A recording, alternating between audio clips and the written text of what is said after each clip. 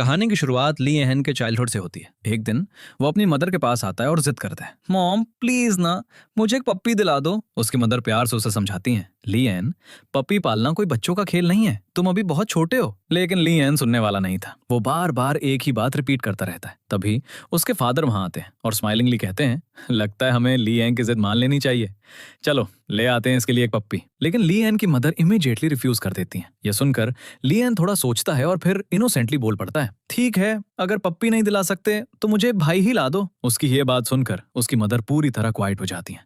वो कुछ सेकंड्स के लिए बिल्कुल स्टैंडर्ड रह जाती हैं। फाइनली एक साई लेते हुए वो एनिमल शेल्टर का नंबर ढूंढने लगती हैं और डिसाइड करती हैं, मैं ली एन के लिए पप्पी ही ले आऊंगी। लेकिन ठीक उसी टाइम उस अपार्टमेंट बिल्डिंग में एक स्कैरी इंसिडेंट हो रहा होता है। एक मास्क्ड मैन छुपकर एक वुमन के रूम में एंटर करता है और उसे ब्रूटली किल कर देता है। और ये सब यहीं नहीं होता। वो मैन एक के बाद एक 3-4 और विमेन को अपना प्रे बनाता है। सारे मर्डर्स कमिट करने के बाद वो सीधे किचन में जाता है और माइक्रोवेव स्टार्ट कर देता है, जैसे वो कोई बड़ा प्लान एग्जीक्यूट कर रहा हो। मीनवाइल ली एन अपनी फैमिली के साथ एलिवेटर में आता है। जैसे ही एलिवेटर नीचे जाने वाली होती है, सडनली पूरी बिल्डिंग में एक लाउड ब्लास्ट होता है। ब्लास्ट इतना पावरफुल होता है कि एलिवेटर तुरंत ब्रेक डाउन हो जाती है और बिल्कुल बीच में फंस जाती है। सिचुएशन बहुत डेंजरस हो जाती है। ली एन के फादर किसी तरह करेज इकट्ठा करते हैं और एलिवेटर का डोर खोलने की ट्राई करते हैं और बड़ी मुश्किल से उसे थोड़ा सा खोल भी लेते हैं। तभी वहां एक बॉय आता है जिसका नाम संगमो है। ली एन के पेरेंट्स क्विकली उससे कहते हैं, प्लीज हमारे बेटे को किसी तरह बचा लो। उसी टाइम एक सिक्योरिटी गार्ड भी वहां पहुंच जाता है और वो दोनों मिलकर ली एन को एलिवेटर से बाहर खींच लेते हैं। लेकिन जैसे ही ली एन बाहर आता है, एलिवेटर की केबल सडनली टूट जाती है और उसके पेरेंट्स उस एलिवेटर के साथ नीचे गिर जाते हैं। उसी मोमेंट में ली एन हमेशा के लिए अपने पेरेंट्स को खो देता है। यहाँ बिल्डिंग में फायर तेजी से फैल रही होती है। हर तरफ स्मोक और फ्लेम्स विजिबल होते हैं। सिचुएशन को वर्स होते देख संगमो जल्दी से ली एन का हाथ पकड़ता है, उसे लेता है और बिल्डिंग से नीचे जंप कर देता है। दोनों सीधे नीचे पार्क्ड एक कार के ऊपर गिरते हैं। लकीली उन्हें ज्यादा हर्ट नहीं होता। लेकिन उस दिन के बाद ली एन की लाइफ कंप्लीटली बदल जाती है। उस एक्सीडेंट के बाद उसे एक स्ट्रेंज और मिस्टीरियस पावर मिल जाती है। एक ऐसी पावर जिससे वो किसी भी ऑब्जेक्ट या पर्सन को छूकर ही उनका पास्ट देख सकता है। अब 11 साल बाद छोटा ली एन बड़ा हो गया है और एक हाई स्कूल स्टूडेंट बन गया है। उस दिन वो एक मॉर्चुरी में खड़ा होता है जहां डेड बॉडीज को फ्रीजर में रखा जाता है। ली एन स्लोली एक फ्रीजर डोर को टच करता है और जैसे ही उसका हाथ टच होता है, उसकी आईज के सामने एक विजन आ जाता है। विजन में वो देख रहा होता है कोई डेड बॉडी को बैग में डालकर फ्रीजर में रख रहा है। ली एन थोड़ा कंफ्यूज हो जाता है। वो दूसरे फ्रीजर डोर को टच करता है और फिर से एक नया विजन दिखाई देता है। मीनिंग क्लियरली उसके साथ वही हो रहा है जो बचपन से होता आ रहा है, साइकोमेट्री एबिलिटी। इस टाइम मॉर्टरी के बाहर 2 विमेन जल्दी में चलते हुए दिखाई देती हैं। उनमें से एक जीसू है जो पुलिस की स्पेशल इन्वेस्टिगेशन यूनिट में इन्वेस्टिगेटर है। उसके साथ उसकी पार्टनर सू यॉन चल रही है जो एक फोरेंसिक पैथोलॉजिस्ट है। चलते हुए जीसू स्लोली पूछती है, क्या तुम पक्का श्योर हो कि लियान के पास सच में वो एबिलिटी है? सुयोन कामली आंसर देती है, हाँ, उसके पास साइकोमेट्री है। अगर वो किसी को टच करता है ना तो उसकी पास मेमोरीज देख सकता है। ये सुनकर जीसू के माइंड में इमीडिएटली एक आइडिया आता है। वो कहती है, अगर ये सच है तो लियान पुलिस के बहुत काम आ सकता है, खासकर मर्डर केसेस सॉल्व करने में। दूसरी तरफ संगमो भी एक जगह इन्वेस्टिगेशन कर रहा है। ये वही मैन है जिसने सालों पहले लियान को फायर से बचाया था। अब वो स्पेशल इन्वेस्टिगेशन यूनिट में एक प्रोसिक्यूटर बन गया है। इस टाइम वो एक हॉस्पिटल में खड़ा है जो कुछ ही देर पहले एक फायर में जल गया है। हर तरफ ब्लैक स्मोक और बर्न्ड वॉल्स के मार्क्स विजिबल है। संगमो और उसकी टीम उस जगह का इंस्पेक्शन कर रहे हैं क्योंकि उन्हें पता लगाना है हॉस्पिटल में आग आखिर लगाई किसने। कुछ देर बाद हॉस्पिटल फायर विक्टिम्स की डेड बॉडीज मॉर्चुरी में लाई जाती हैं। जीसू लियान को उन बॉडीज के पास लाती है। वो सीरियस टोन में कहती है, लियान जरा अपनी एबिलिटी यूज करके देखो, शायद कोई सॉलिड क्लू मिल जाए। लियान थोड़ा नर्वस हो जाता है लेकिन फिर वो एक विक्टिम के हेड को टच करता है। जैसे ही वो टच करता है उसकी आईज के सामने एक और विजन फ्लैश होता है। विजन में वो एक हॉस्पिटल रूम देख रहा है जिसका नंबर क्लियरली 701 लिखा हुआ है और उस रूम के अंदर हर तरफ फायर और स्मोक फैला हुआ है। लियान इमीडिएटली अपना हाथ हटा लेता है। फिर वो दूसरे विक्टिम को टच करता है। इस बार उसे एक और इमेज दिखाई देती है, एक व्हाइट शर्ट पहने हुए वुमन जो उस रूम के पास खड़ी है। लियान कंफ्यूज हो जाता है और कहता है, मैंने अभी एक वुमन को देखा, व्हाइट शर्ट में थी वो। लेकिन अब वहां थोड़ा टेंशन का एटमॉस्फेयर क्रिएट हो जाता है। बात करते करते जीसू, लियान और सुयोन के बीच एक छोटी आर्ग्यूमेंट हो जाती है। तभी नॉक नॉक, सडनली कोई मॉर्चुरी का डोर नॉक करता है। जैसे ही डोर खुलता है, संगमो सामने खड़ा होता है। उसे देखकर जीसू थोड़ी पैनिक हो जाती है और क्विकली लियान से कहती है, जल्दी चुपो। ये रिवील होता है लियान के पास इन्वेस्टिगेशन में घुसने की कोई ऑफिशियल परमिशन नहीं है। संगमो अंदर आता है और कैजुअली पूछता है, यहाँ सब ठीक ठाक है ना? जीसू उसका अटेंशन डाइवर्ट करने की ट्राई करती है। कुछ देर बाद जीसू और सुयोन रूम से बाहर चली जाती हैं। लेकिन जैसे ही वो बाहर जाती हैं, संगमो इमीडिएटली डोर को अंदर से लॉक कर देता है। फिर वो रूम में इधर उधर देखने लगता है। वो कहता है, लियान, मुझे अच्छे से पता है तुम यहीं छुपे हो। कुछ सेकंड्स बाद उसकी नजर मॉर्टरी फ्रीजर पर पड़ती है। वो फ्रीजर खोलता है और अंदर से लियान मुस्कुराते हुए बाहर झांकता है। Hi brother. असल में सच ये है, जब सालों पहले संगमो ने लियान को फायर से बचाया था, तब से संगमो खुद लियान का लीगल गार्डियन और अडॉप्टिव ब्रदर बन गया था। संगमो थोड़ी स्ट्रिक्ट टोन में कहता है, तुम्हें इन्वेस्टिगेशन में आने की कोई परमिशन नहीं है, समझ गए? लियान इमीडिएटली आंसर देता है, अरे लेकिन अपनी एबिलिटी से मैं हेल्प तो कर ही सकता हूँ ना। उसकी बात सुनकर संगमो कुछ नहीं कहता, वो बस सीरियस हो जाता है। कुछ देर बाद संगमो अपने ऑफिस वापस चला जाता है। वहाँ वो हॉस्पिटल फायर केस के एक विटनेस की इंटेरोगेशन कर रहा है। वो विटनेस असल में एक इंश्योरेंस कंसल्टेंट है। संगमो डायरेक्टली पूछता है, सच सच बताओ, उस रात एग्जैक्टली क्या देखा था तुमने? विटनेस नर्वस हो जाता है और बताता है, मैं हॉस्पिटल में एक पेशेंट से मिलने गया था, लेकिन जैसे ही मैं एक रूम के पास पहुंचा, मैंने अंदर कुछ बहुत भयानक देखा। वो आगे बोलता है, एक औरत एक पेशेंट को बुरी तरह नाइफ घोंप रही थी, फिर उसने फ्लोर पर गैसोलीन डाला और रूम में आग लगा दी। ये देखकर विटनेस पूरी तरह शॉक हो गया था। वो इमीडिएटली बाहर भागा और हॉस्पिटल स्टाफ को बताया। स्टाफ ने जल्दी से पेशेंट्स को इवैक्यूएट करना शुरू कर दिया। इन्वेस्टिगेशन में पता चलता है, जिस वुमन को विटनेस ने देखा था उसका नाम सॉन्ग है। सॉन्ग हॉस्पिटल की एक पेशेंट थी और उसकी रेपुटेशन थी, वो अक्सर गुस्से में कंट्रोल खो देती है। पुलिस का इनिशियल अजम्पशन बन जाता है, सॉन्ग ने पहले एक पेशेंट का मर्डर किया, फिर हॉस्पिटल में आग लगा दी और बाद में खुद मर गई। टीम के एक ऑफिसर ने सजेशन दिया, ऐसा लगता है केस पानी की तरह क्लियर है, शायद हमें इस केस को यहीं क्लोज कर देना चाहिए।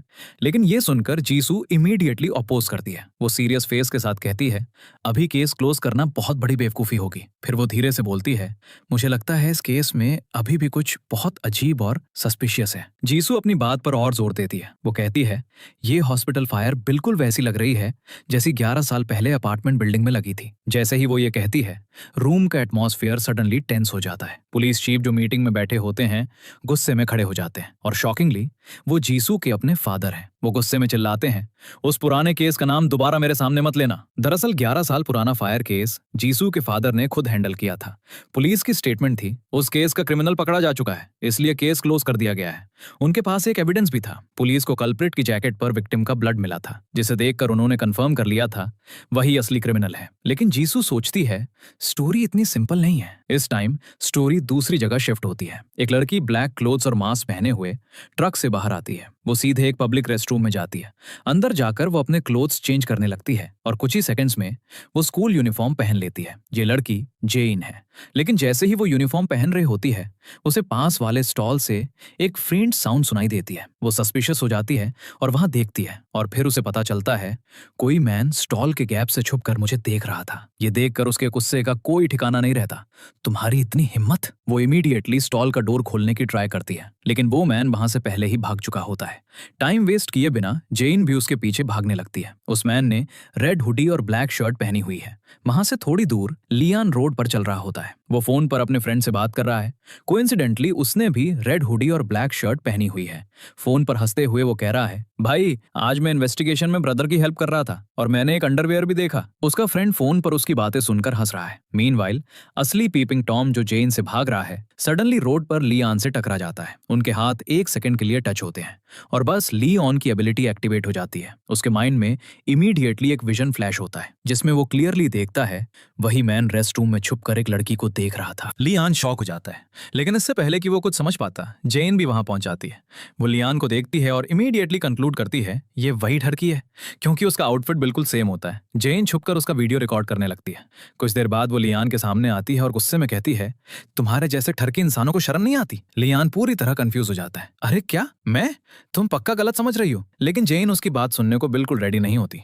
वो इमीडिएटली अपना फोन दिखाती है और कहती है, अभी तुम खुद ही तो फोन पे कह रहे थे ना कि अंडरवियर देखा। लियान समझ जाता है मेरी फोन कॉन्वर्सेशन को रॉन्ग कॉन्टेक्स्ट में सुन लिया गया है। वो एक्सप्लेन करने की ट्राई करता है, अरे सुनो तो, वो इन्वेस्टिगेशन के बारे में था। लेकिन जेन पहले से ही गुस्से में उसे किक मारने की ट्राई करती है। लियान क्विकली उसकी लेग पकड़ लेता है ताकि वो गिरे नहीं, और जैसे ही वो उसकी लेग टच करता है उसके माइंड में एक और विजन आ जाता है। इस बार वो देख रहा है जेन को उसके स्कूलमेट्स बली कर रहे हैं। लियान एक सेकंड के लिए शॉक्ड रह जाता है, लेकिन जेन सोचती है लियान जानबूझकर मेरी लेग पकड़ रहा है। वो और भी एंग्री हो जाती है, यू पर्वर्ट। सिचुएशन इतनी मैसी हो जाती है कि अल्टीमेटली पुलिस लियान को अरेस्ट कर लेती है और स्टेशन ले जाती है। पुलिस स्टेशन में ऑफिसर्स उसे देखकर ज्यादा शॉक नहीं होते। उनमें से एक ऑफिसर हंसता है और कहता है, अरे लियान, तुम फिर आ टपके। ये रिवील होता है ये पहली बार नहीं है जब लियान जेल सेल में आया है। जब वो मिडिल स्कूल में था तब भी वो फाइट्स के कारण अक्सर पुलिस स्टेशन पहुंच जाता था, इसलिए पुलिस उसे अच्छी तरह जानती है। लेकिन इस बार उसे सेल में रात नहीं बितानी पड़ती। कुछ देर बाद जीसू पुलिस स्टेशन पहुंच जाती है और उसे बेल पर बाहर निकाल लेती है। जैसे ही वो कार में बैठती है, जीसू उस पर अपना गुस्सा निकालती है। मैं तुम्हें साइकोमेट्री इसलिए सिखा रही हूँ ताकि तुम क्रिमिनल केसेस सॉल्व करने में मदद करो। फिर वो गुस्से में कहती है, इसलिए नहीं कि खुद हर दूसरे दिन हवालात की हवा खाओ। लियान चुपचाप उसकी स्कॉल्डिंग सुनता रहता है, लेकिन प्रॉब्लम यहीं खत्म नहीं होती। स्कूल में टीचर्स ने एक सीसीटीवी फुटेज देखी है। फुटेज में क्लियरली विजिबल है लियान स्कूल की फेंस जंप कर रहा है और संडे मॉर्निंग अंदर जा रहा है। और उसी दिन किसी ने स्टाफ रूम में भी ब्रेक इन किया था। टीचर्स और भी शॉक हो जाते हैं जब अगले दिन के एग्जाम में लियान के अनएक्सपेक्टेडली अच्छे मार्क्स आते हैं। सब जानते हैं लियान एक ट्रबल मेकर स्टूडेंट है जो नॉर्मली पढ़ाई में बिल्कुल अच्छा नहीं है, इसलिए टीचर्स को यह मैटर बहुत सस्पिशियस लगता है। वो सोचते हैं शायद लियान खुद स्टाफ रूम में एंटर किया और वहां से एग्जाम पेपर्स चुराकर एडवांस में आंसर्स प्रिपेयर कर लिए। अगले दिन जब लियान स्कूल पहुंचता है, उसका बेस्ट फ्रेंड जल्दी से उसके पास आता है और कहता है, भाई टीचर्स तुझे स्टाफ रूम में बुला रहे हैं। ये सुनकर लियान थोड़ा टेंस हो जाता है और स्टाफ रूम की तरफ चलने लगता है। लेकिन जैसे ही वो अंदर पहुंचता है वो शॉक हो जाता है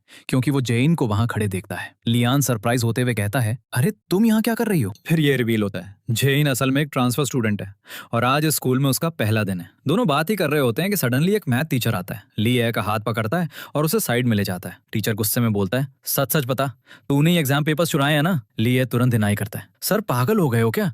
मैंने कुछ नहीं चुराया है कसम से। मैथ टीचर गुस्से में बोलता है, ज्यादा स्मार्ट मत बन, हमारे पास सीसीटीवी फुटेज है जिसमें तू छुपकर स्कूल में घुसते हुए साफ दिख रहा है। ली क्विकली एक्सप्लेन करता है, सर मैं तो उस दिन बस इसलिए आ गया था क्योंकि मुझे याद ही नहीं था कि संडे है। फिर वो कैजुअली बोल पड़ता है, और वैसे भी सर मैं गेट से कौन आता है, मैं तो रोज फेंस जंप करके ही आता हूँ। टीचर को ये बिल्कुल पसंद नहीं आता। वो गुस्से में बुक से ली के हेड पर हिट करने लगता है, तुम्हारे जैसे नालायक स्टूडेंट्स का कुछ नहीं हो सकता। तभी एक फिजिकल एजुकेशन टीचर वहां से गुजरता है और ये सब देखता है। वो इमीडिएटली बीच में आता है और कहता है, अरे बस भी कीजिए सर, लिए तुम जाओ यहाँ से। लिए चुपचाप वहां से चला जाता है।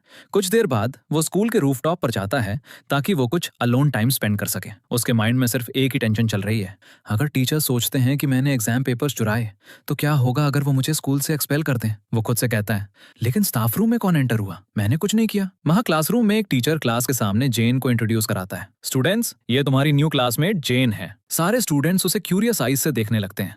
ब्रेक टाइम के दौरान बुली स्टूडेंट्स का एक ग्रुप उसके पास आता है। उनमें से एक टीजिंग टोन में कहता है, सेमेस्टर के बीच में ट्रांसफर, क्या बात है, पुराने स्कूल में कोई कांड करके आई हो क्या? दूसरा स्टूडेंट हंसता है और कहता है, या फिर वहां से धक्के मारकर निकाल दी गई। जेन उनकी बातों का कोई आंसर नहीं देती। वो चुपचाप क्लासरूम से बाहर चली जाती है। जैसे ही वो कॉरिडोर में चल रही होती है, उसके माइंड में पुरानी मेमोरीज फ्लैश होने लगती हैं जहां उसके पुराने स्कूलमेट्स उसे बुली कर रहे हैं।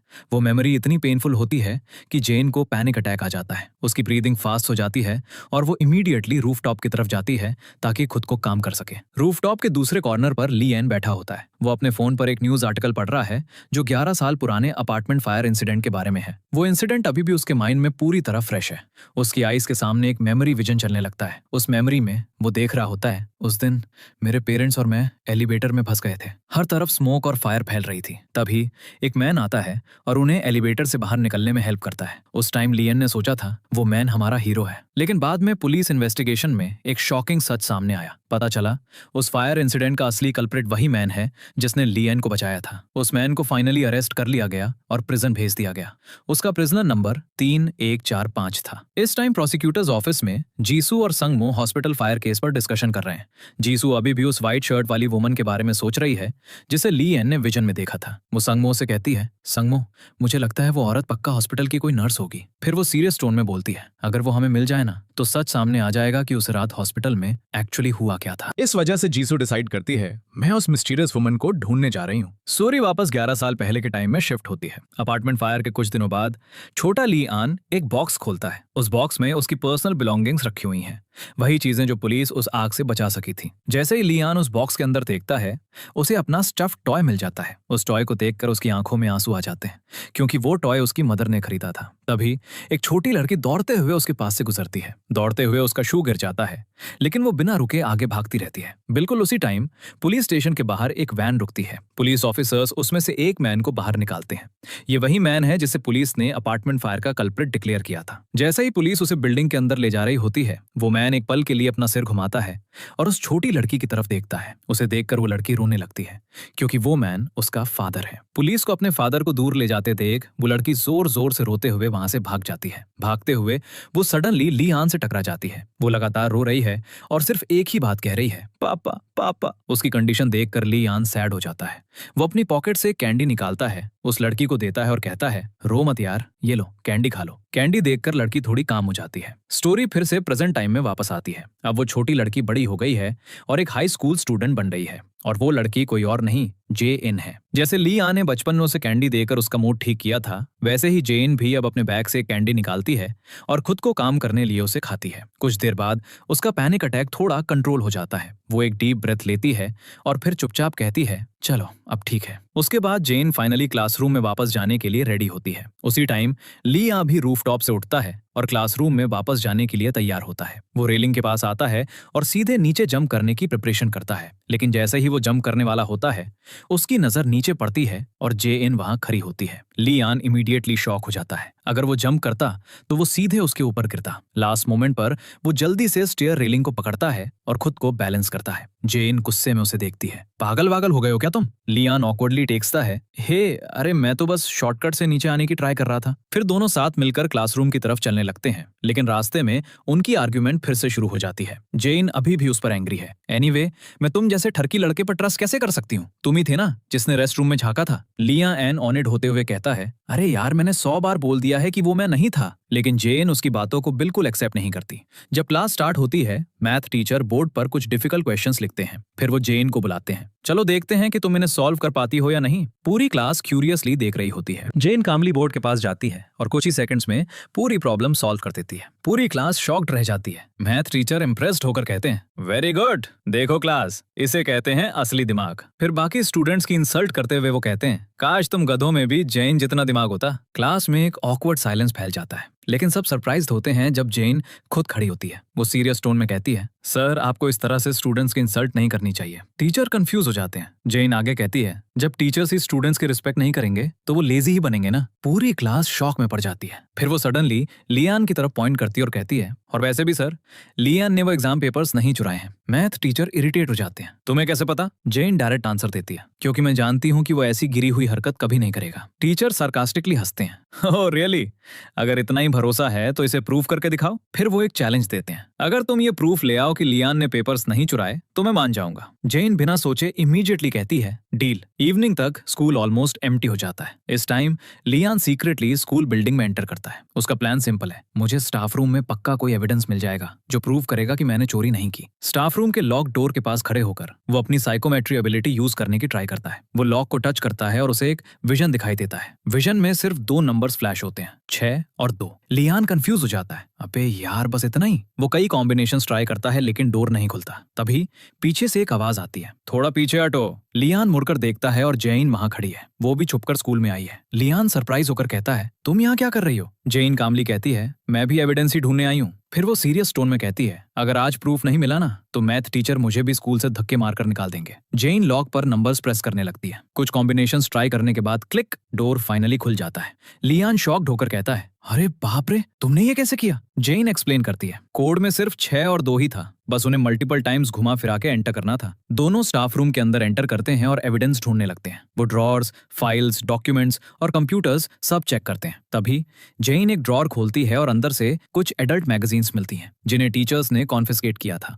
वो एक ऑकवर्ड फेस बनाती है। लियान इमीडिएटली कहता है, हे मुझे भी दिखाओ यार। जेन गुस्से में कहती है, दिमाग खराब है क्या तुम्हारा? लियान मैगजीन्स लेने की ट्राई करता है लेकिन उसका हाथ एक्सीडेंटली ड्रॉर में किसी दूसरी ऑब्जेक्ट को टच कर जाता है और उसी मोमेंट उसे एक और विजन दिखाई देता है। विजन में वो देख रहा है एक स्टूडेंट सीक्रेटली स्टाफ रूम में एंटर कर रहा है। उस स्टूडेंट के हाथ में एक येलो पेंसिल केस है, लेकिन प्रॉब्लम ये है कि लियान उनका फेस नहीं देख पाता। विजन एंड हो जाता है। लियान इमीडिएटली जेन को बताता है, मैंने अभी किसी को देखा, कोई स्टूडेंट था जिसके पास येलो कलर का पेंसिल केस था। दोनों रूम में फिर से सर्च करने लगते हैं, लेकिन तभी कॉरिडोर से फुटस्टेप्स की आवाज आती है। स्कूल का सिक्योरिटी गार्ड उनकी तरफ आ रहा है। जेन पैनिक होकर कहती है, अरे बाप रे, गार्ड आ रहा है। दोनों जल्दी से स्टाफ रूम से बाहर निकलते हैं और हॉलवे में एक बड़े मिरर के पीछे छुप जाते हैं। गार्ड कुछ सेकंड्स के लिए कॉरिडोर चेक करता है, फिर वहां से चला जाता है। जब दोनों सीक्रेटली खड़े होते हैं, जेन सडनली ली एन को ध्यान से देखने लगती है। फिर वो धीरे से कहती है, 1 मिनट रुको। उसे सडनली रियलाइज होता है रेस्टरूम वाले पीपिन टॉम की आईज अलग थी। वो स्लोली कहती है, मतलब तुम सच में वो ठरकी नहीं थे?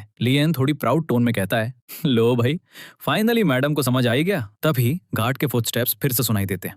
लियन इमीडिएटली जेन को अपनी तरफ खींचता है ताकि वो दिखाई ना दे। जैसे ही वो जेन का हाथ पकड़ता है, उसकी साइकोमेट्री एबिलिटी फिर से एक्टिवेट हो जाती है और एक नंबर उसे फ्लैश होता है, 3 1 4 5। लियन शॉक्ड होकर कहता है, 3 1 4 5। ये नंबर सुनकर जेन सडनली फ्रीज हो जाती है। उसकी आंखों में सरप्राइज और टेंशन दोनों दिखने लगते हैं। वो डायरेक्टली उससे पूछती है, तुम्हें ये नंबर कैसे पता चला? लियन एक सेकंड के लिए ऑकवर्ड हो जाता है, लेकिन फिर सिचुएशन को गैसलाइट करते हुए वो कैजुअली बोल पड़ता है, कौन सा नंबर?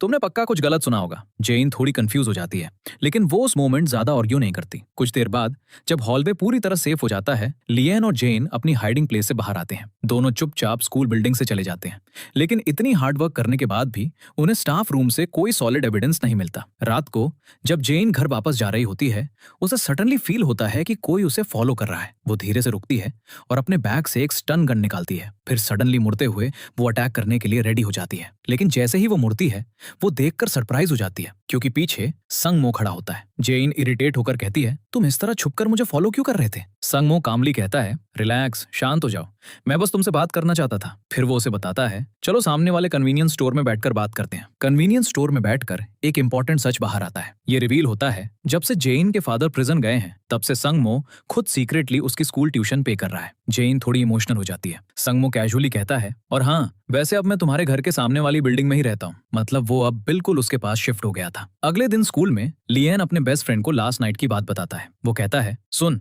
जो स्टूडेंट स्टाफ रूम में घुसी थी ना, वो एक लड़की थी जिसके पास एक येलो पेंसिल केस था। उसका फ्रेंड पूछता है, तो भाई अब हम कैसे पता लगाएंगे कि वो लड़की आखिर है कौन? लियन मिस्chievous स्माइल के साथ कहता है, मेरे पास एक मस्त आइडिया है। सडनली वो जाकर फायर अलार्म बटन प्रेस कर देता है। पूरे स्कूल में अलार्म बजने लगता है। स्टूडेंट्स पैनिक में बिल्डिंग से बाहर आने लगते हैं। लियन एग्जैक्टली यही चाहता था। बिल्डिंग के बाहर खड़े होकर वो अपने आर्म्स फैलाता है और स्टूडेंट्स को एक एक करके टच करने लगता है। उसका प्लान सिंपल है, जो भी स्टाफ रूम में घुसा और जिसने चोरी की, उसका येलो पेंसिल केस मुझे विजन में जरूर दिख जाएगा। लेकिन प्रॉब्लम ये है कि एक साथ इतने लोगों को टच करना उसके लिए बहुत हैवी हो जाता है। उसके माइंड में एक साथ कई मेमोरीज फ्लैश होने लगती हैं। लियन पूरी तरह ओवरवेल्म हो जाता है और कुछ सेकंड्स बाद वो जमीन पर गिर जाता है। उसकी नोज से ब्लड भी आने लगता है। तभी फिजिकल एजुकेशन टीचर वहां आते हैं और उसे उठाते हैं। लियन, ये क्या हरकत कर रहे हो तुम? लियन वीक वॉइस में पूछता है, सर क्या आप स्कूल में किसी ऐसी लड़की को जानते हैं जिसके पास येलो कलर का पेंसिल केस हो? ये सुन के टीचर थोड़ा पैनिक करते हैं और इमीडिएटली उसका मुंह कवर कर लेते हैं। उस मोमेंट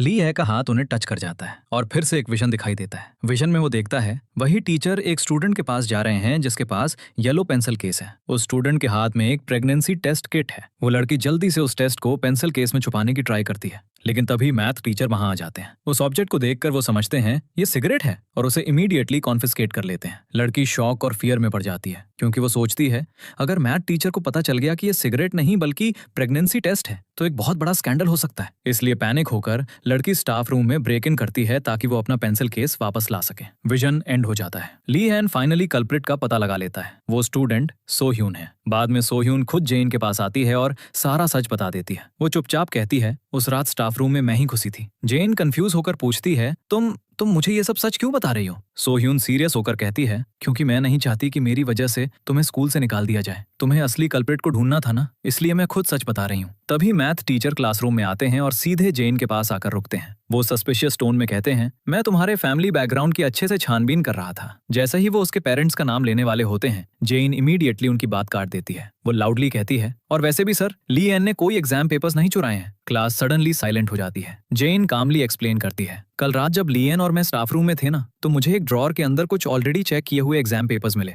फिर वो कहती है, और वो पेपर्स इस स्कूल के 5 स्टूडेंट्स के थे। सारे स्टूडेंट्स शॉक हो जाते हैं। जेन सीधे मैथ टीचर की तरफ देखते हुए कहती है, इसका मतलब साफ है कि स्टूडेंट्स ने पेपर्स नहीं चुराए, बल्कि आप खुद उन्हें पैसों के लिए स्टूडेंट्स को बेच रहे थे। मैथ टीचर का फेस गुस्से से लाल हो जाता है। वो जेन से आर्ग्यू करने लगते हैं, लेकिन क्लास में बैठा एक स्टूडेंट सीक्रेटली पूरी आर्ग्यूमेंट का वीडियो रिकॉर्ड कर लेता है और कुछ देर बाद वो उस वीडियो को इंटरनेट पर अपलोड कर देता है। वीडियो कुछ ही घंटों में वायरल हो जाता है। जब स्कूल एडमिनिस्ट्रेशन को यह सब पता चलता है, तो इन्वेस्टिगेशन के बाद मैथ टीचर को जॉब से फायर कर दिया जाता है। इस तरह सच फाइनली बाहर आ जाता है और एक पर्सन को एक्यूजेशन से क्लियर कर दिया जाता है, जबकि एक एक्यूजेशन को ड्रॉप या लिफ्ट कर दिया जाता है। जेन अंदर से रिलीव्ड फील कर रही होती है। वो खुश है, मैंने ली है कि इनोसेंस प्रूव कर दी और किसी को ये भी पता नहीं चला कि जो स्टाफ रूम में घुसी थी वो एक्चुअली सो ह्यून थी। वो इंटेंशनली इस फैक्ट को छुपाती है क्योंकि वो सोचती है अगर स्कूल को सच पता चला तो शायद सो ह्यून को स्कूल से एक्सपेल कर दिया जाएगा और उसकी प्रेगनेंसी सिचुएशन एक और भी बड़ी प्रॉब्लम बन सकती है। उसी इवनिंग जेन अपनी बालकनी में आती है। वो संगमो को ऑपोजिट बिल्डिंग के बालकनी में खड़े देखती है।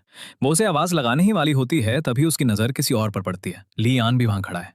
जेन इमीडिएटली छुप जाती है और क्वाइट रहती है। वो सरप्राइज में सोचती है लियान वो संगमो की बालकनी में क्या कर रहा है। वो क्वाइटली उनकी कॉन्वर्सेशन सुनने लगती है। तभी उसे लियान की आवाज सुनाई देती है, ब्रदर आप मेरी बात सुन भी रहे हैं या नहीं। ये सुनकर जेन और भी शॉक हो जाती है। ब्रदर मतलब संगमो एक्चुअली लियान का ब्रदर है। बालकनी में खड़े होकर दोनों लियान की साइकोमेट्री एबिलिटी के बारे में बात करने लगते हैं। संगमो सीरियस टोन में कहता है तुम्हें पुलिस इन्वेस्टिगेशन में ये एबिलिटी बिल्कुल यूज नहीं करनी चाहिए, लेकिन लियान को ये बिल्कुल पसंद नहीं आता। वो एनॉय होकर कहता है अरे लेकिन मैं केसेस में हेल्प करना चाहता हूँ। कॉन्वर्सेशन थोड़ी हीटेड हो जाती है। कुछ देर बाद संगमो वहां से चला जाता है। लियान एंग्री होकर पास रखे प्लांट पॉट को किक मारता है। यार हद है। ये देखकर जेन जो अब तक छुप कर बैठी थी सडनली फियर के मारे चीख पड़ती है। लियान तुरंत उसकी तरफ मुड़ता है। अरे तुम यहाँ क्या कर रही हो और इतनी देर से छुप क्यों रही थी। जेन थोड़ी स्कैर्ड हो जाती है, लेकिन आंसर देने की बजाय वो डायरेक्टली पूछती है तुम्हारी वो साइकोमेट्री एबिलिटी वो सच है ना। फिर वो स्लोली पूछती है तो क्या इसीलिए तुम्हें मेरे फादर का प्रिजनर नंबर पता चल गया था। ये सुनकर लियान सरप्राइज हो जाता है। तुम्हारे फादर जेल में है। जेन कुछ सेकंड्स के लिए क्वाइट रहती है, फिर स्लोली कहती है हाँ। फिर वो लियान से कहती है रुको मैं आ रही हूँ। कुछ देर बाद दोनों बालकनी में एक साथ बैठते हैं। जेन क्यूरियस होकर पूछती है मेमोरी देखने के लिए तुम्हें बॉडी के कौन से पार्ट को टच करना पड़ता है। लियान कैजुअली कहता है बस हार्ट टच करना काफी होता है। लेकिन जेन स्लाइट स्माइल के साथ कहती है लेकिन लिप्स तो बॉडी का सबसे सेंसिटिव पार्ट होते हैं, शायद उन्हें टच करने से तुम्हें और भी क्लियर मेमोरी मिल सके। ये सुनकर लियान का फेस रेड हो जाता है। ये क्या कह रही हो तुम। जेन स्लोली उसके पास लीन करने लगती है। आओ ना मेरी मेमोरी रीड करो। लियान इतना नर्वस हो जाता है कि उसका बैलेंस बिगड़ जाता है और सडनली वो बेड से नीचे गिर जाता है। अरे बाप रे। फिर उसे पता चलता है ये सब सिर्फ एक ड्रीम था। एक्चुअली उस रात जेन ने अपना प्लान चेंज कर लिया था और वो लियान की बालकनी में कभी आई ही नहीं थी। अगले दिन जब जेन स्कूल जाने के लिए अपने रेंटेड हाउस से निकल रही होती है तो वो लियान को बाहर पहले से वेट करते हुए देखकर सरप्राइज हो जाती है। जेन इमीडिएटली कहती है कल रात मैंने जो भी कहा था ना मेरे पापा के बारे में, प्लीज उसे भूल जाओ। फिर वो एक और रिक्वेस्ट करती है और हाँ स्कूल में किसी को मत बताना कि हम नेबर्स हैं और मैं यहाँ ऊपर अटेक में रहती हूँ। उसकी वॉइस में टेंशन है, वरना वो लोग मुझे फिर से बुली करना शुरू कर देंगे। लियान क्वाइटली अपना हेड नॉड करता है। दोनों बस में चढ़ते हैं, लेकिन सडनली बस ड्राइवर जोर से ब्रेक्स मारता है। पैसेंजर्स लगभग गिरने ही वाले होते हैं। जेन भी अपना बैलेंस खो देती है, लेकिन लियान क्विकली उसे पकड़ लेता है और गिरने से बचा लेता है।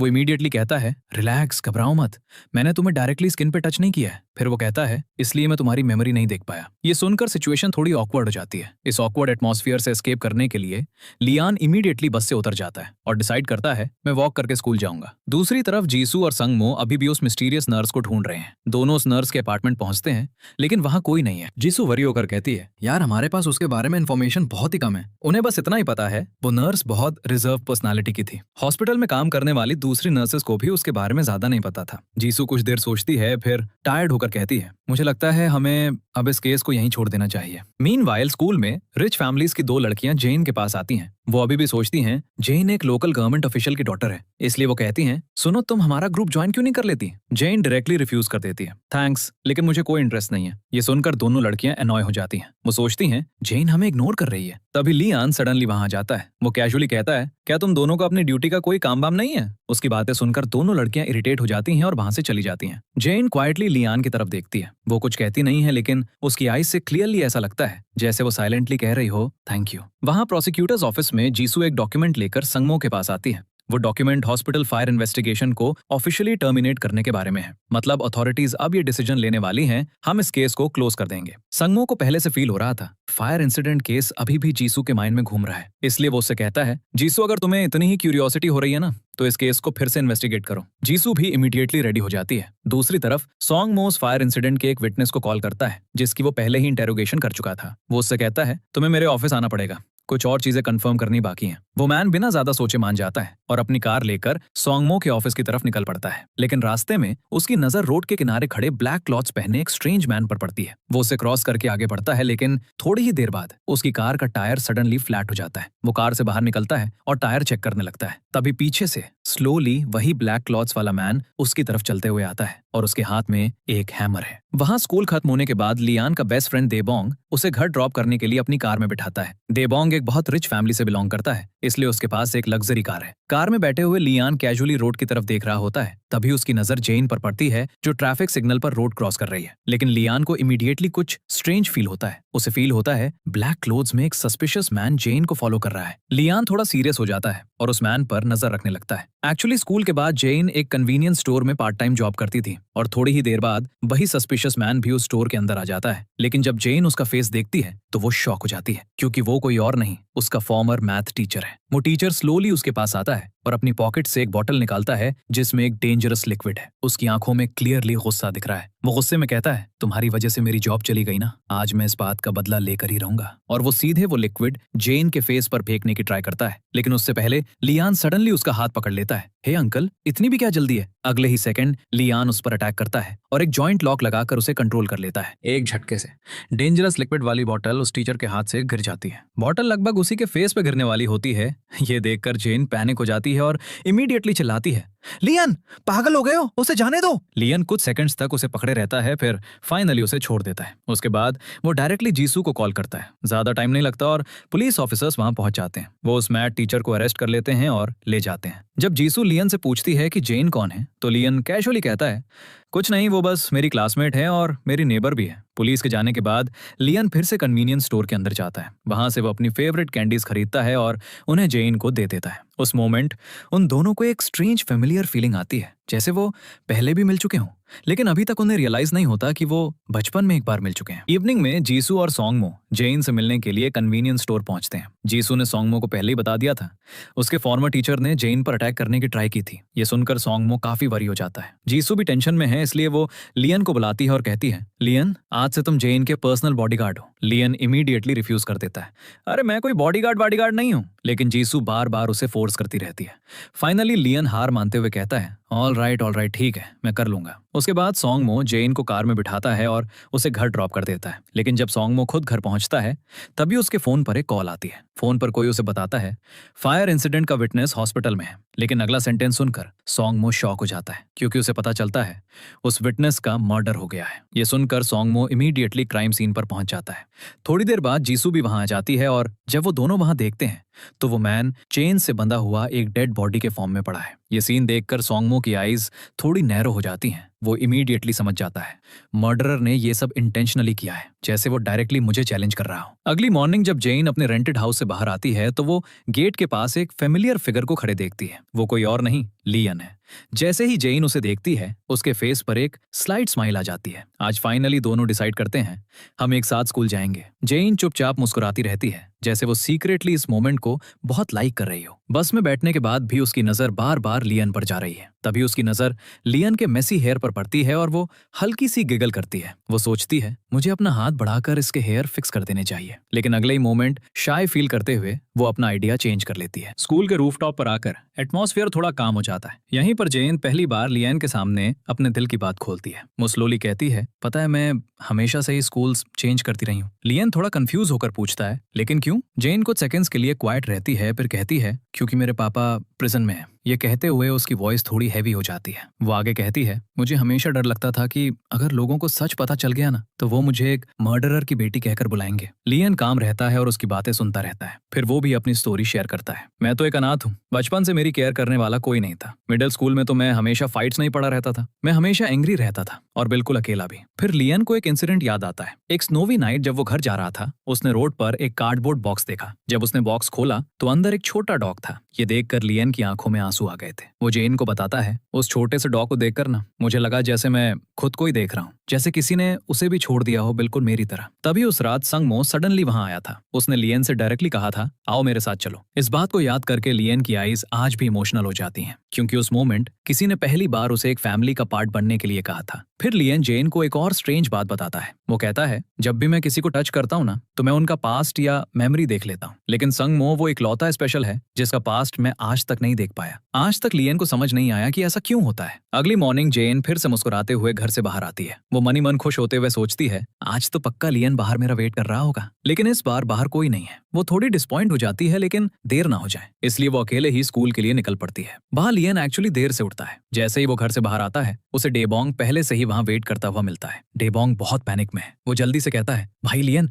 जल्दी चल, स्कूल में बहुत बड़ा कांड हो गया है। जब लियन स्कूल पहुंचता है तो वो एक शॉकिंग सीन देखता है। स्कूल की वॉल पर बड़े लेटर्स में लिखा है, जेन एक खूनी की बेटी है। ये देखकर लियन का गुस्सा भड़क जाता है। वो इमीडिएटली वहां पड़ा एक स्प्रे पेंट कैन उठा लेता है ताकि वो उस गंदी राइटिंग को इरेज कर सके। लेकिन जैसे ही वो कैन को टच करता है, उसकी साइकोमेट्री एबिलिटी एक्टिवेट हो जाती है और उसे एक विजन दिखाई देता है। उस विजन में वो देखता है, अरे ये तो वही फॉर्मर टीचर है जो खुद वॉल पर ये बकवास लिख रहा है। ये देखकर लियन सीधे कन्वीनियंस स्टोर की तरफ जाता है जहां जेन पार्ट टाइम जॉब करती थी। लेकिन जेन वहां नहीं मिलती, इसलिए वो इमीडिएटली जेन के रेंटेड हाउस की तरफ जाता है। जब वो घर के अंदर आता है तो उसकी नजर वॉल पर लगी जेन की चाइल्डहुड फोटो पर पड़ती है। फोटो देखकर लियन सडनली फ्रीज हो जाता है। उस मोमेंट उसे रियलाइज होता है, अरे जेन ही वो छोटी लड़की है जिससे मैं सालों पहले मिला था। ये रियलाइजेशन उसे काफी शॉक कर देता है। लियन इमीडिएटली डोर हैंडल को टच करता है और अपनी साइकोमेट्री एबिलिटी यूज करता है ताकि जेन का कोई ट्रेस मिल सके। और फिर उसे एक और विजन दिखाई देता है। उस विजन में जेन सॉफ्टली उससे कह रही है, थैंक यू लियन, इतने टाइम तक मेरी इतनी हेल्प करने के लिए। फिर वो स्लाइट स्माइल के साथ कहती है, उम्मीद करती हूँ हम किसी दिन फिर जरूर मिलेंगे।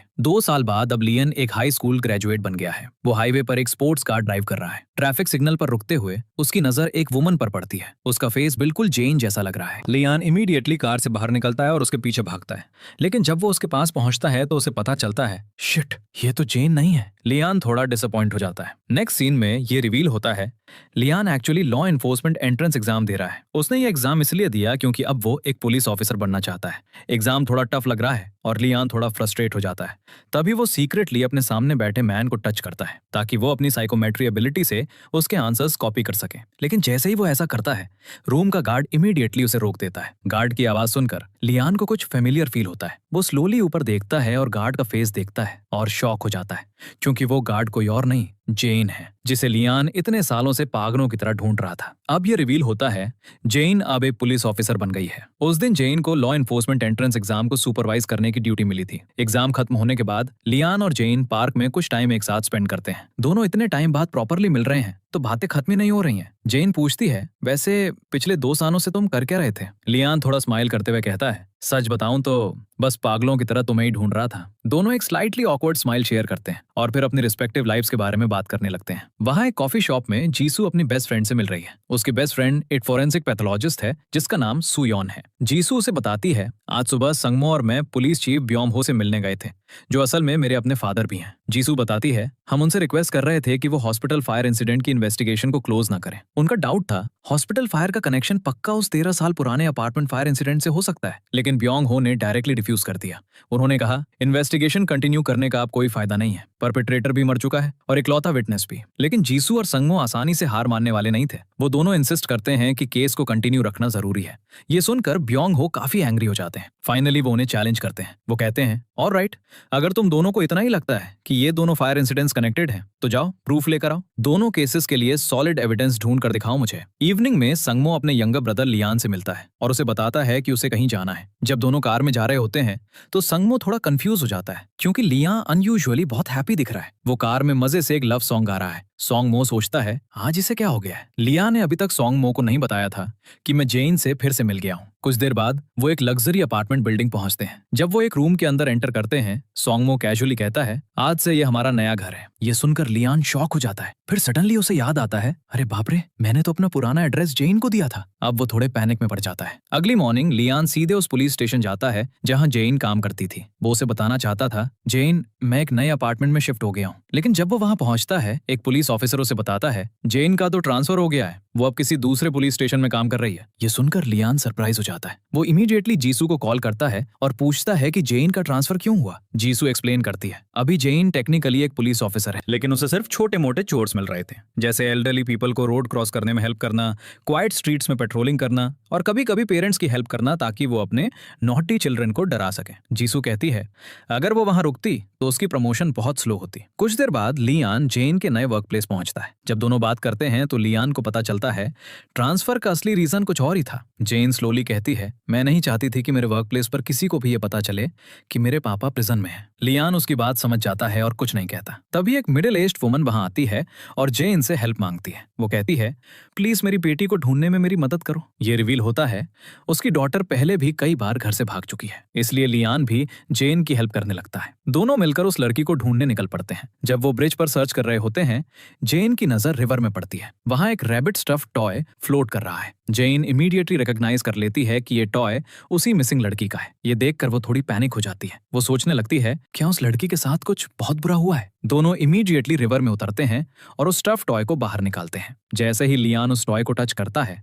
उसकी साइकोमेट्री एबिलिटी एक्टिवेट हो जाती है। उसे एक डिस्टर्बिंग विजन दिखाई देता है। उस विजन में वो देखता है एक सूटकेस के अंदर बाल पड़े हुए हैं। ये देखकर लियान पैनिक हो जाता है। वो सोचता है शायद उस लड़की को किडनैप कर लिया गया है या उसका मर्डर कर दिया गया है। तभी जेन के सुपीरियर ऑफिसर सडनली वहां आ जाते हैं। वो गुस्से में पूछते हैं, तुम दोनों रिवर में क्या कर रहे हो? तभी वो मिडिल एज्ड वुमन भी वहां आ जाती है और उसके साथ उसकी डॉटर भी है। ये देखकर जेन रिलीफ की सांस लेती है, मतलब लड़की सेफ थी। जेन थोड़ा टीज करते हुए लियान से कहती है, लगता है तुम्हारी ये साइकोमेट्री एबिलिटी अभी भी बिल्कुल यूजलेस है। फिर लियान को सडनली रियलाइज होता है जो विजन मैंने देखा वो स्टफ टॉय को टच करने से नहीं आया, बल्कि रिवर के पानी को टच करने की वजह से आया। वो इमीडिएटली एरिया में सर्च करना शुरू कर देता है। कुछ देर बाद उसे सच में एक सूटकेस मिल जाता है। सिचुएशन अब सीरियस हो जाती है। थोड़ी ही देर में पुलिस ऑफिसर्स वहां पहुंच जाते हैं और इस इन्वेस्टिगेशन को लीड कर रही है जीसू। जीसू लियान को बताती है, तुम्हें पता है 5 महीने पहले भी इसी रिवर से एक डेड बॉडी मिली थी। जीसू उस मिस्टीरियस सूटकेस को मॉर्टरी ले जाती है ताकि फॉरेंसिक एक्सपर्ट सू यॉन उसे प्रॉपरली एग्जामिन कर सके। जब दोनों मिलकर सूटकेस खोलते हैं तो अंदर का सीन देखकर सब 1 सेकंड के लिए फ्रीज हो जाते हैं, क्योंकि सूटकेस के अंदर एक वुमन की डेड बॉडी रखी हुई है। वहां रिवर बैंक पर जेन और लियान एक साथ बेंच पर बैठे हैं। दोनों अभी भी उसी इंसिडेंट के बारे में सोच रहे हैं। लियान थोड़ा सीरियस होकर कहता है, बाहर से ये रिवर कितनी पीसफुल लगती है ना, फिर भी यहाँ बॉडी डंपिंग के 2 केसेस हो चुके हैं। जेन भी उसकी बात से एग्री करती है और कहती है, और सबसे अजीब बात, दोनों विक्टिम्स एक ही तरह के सूटकेस में मिली थी। चांसेस हैं कि दोनों मर्डर्स किसी एक ही किलर का काम हो। दोनों को फील होने लगता है ये केस इतना भी सिंपल नहीं है जितना शुरुआत में लग रहा था। पुलिस स्टेशन में जीसू एक मीटिंग के दौरान एक प्रेजेंटेशन देती है। वो पुलिस चीफ ब्यूंग हो और दूसरे ऑफिसर्स को बताती है, अभी रिवर में जो डेड बॉडी मिली है ना, उसका पैटर्न एग्जैक्टली वैसा ही है जैसा 5 महीने वाले केस में था। मीटिंग एंड होने के बाद सब लोग वहां से चले जाते हैं, लेकिन सॉन्ग मो वहीं रुक जाता है।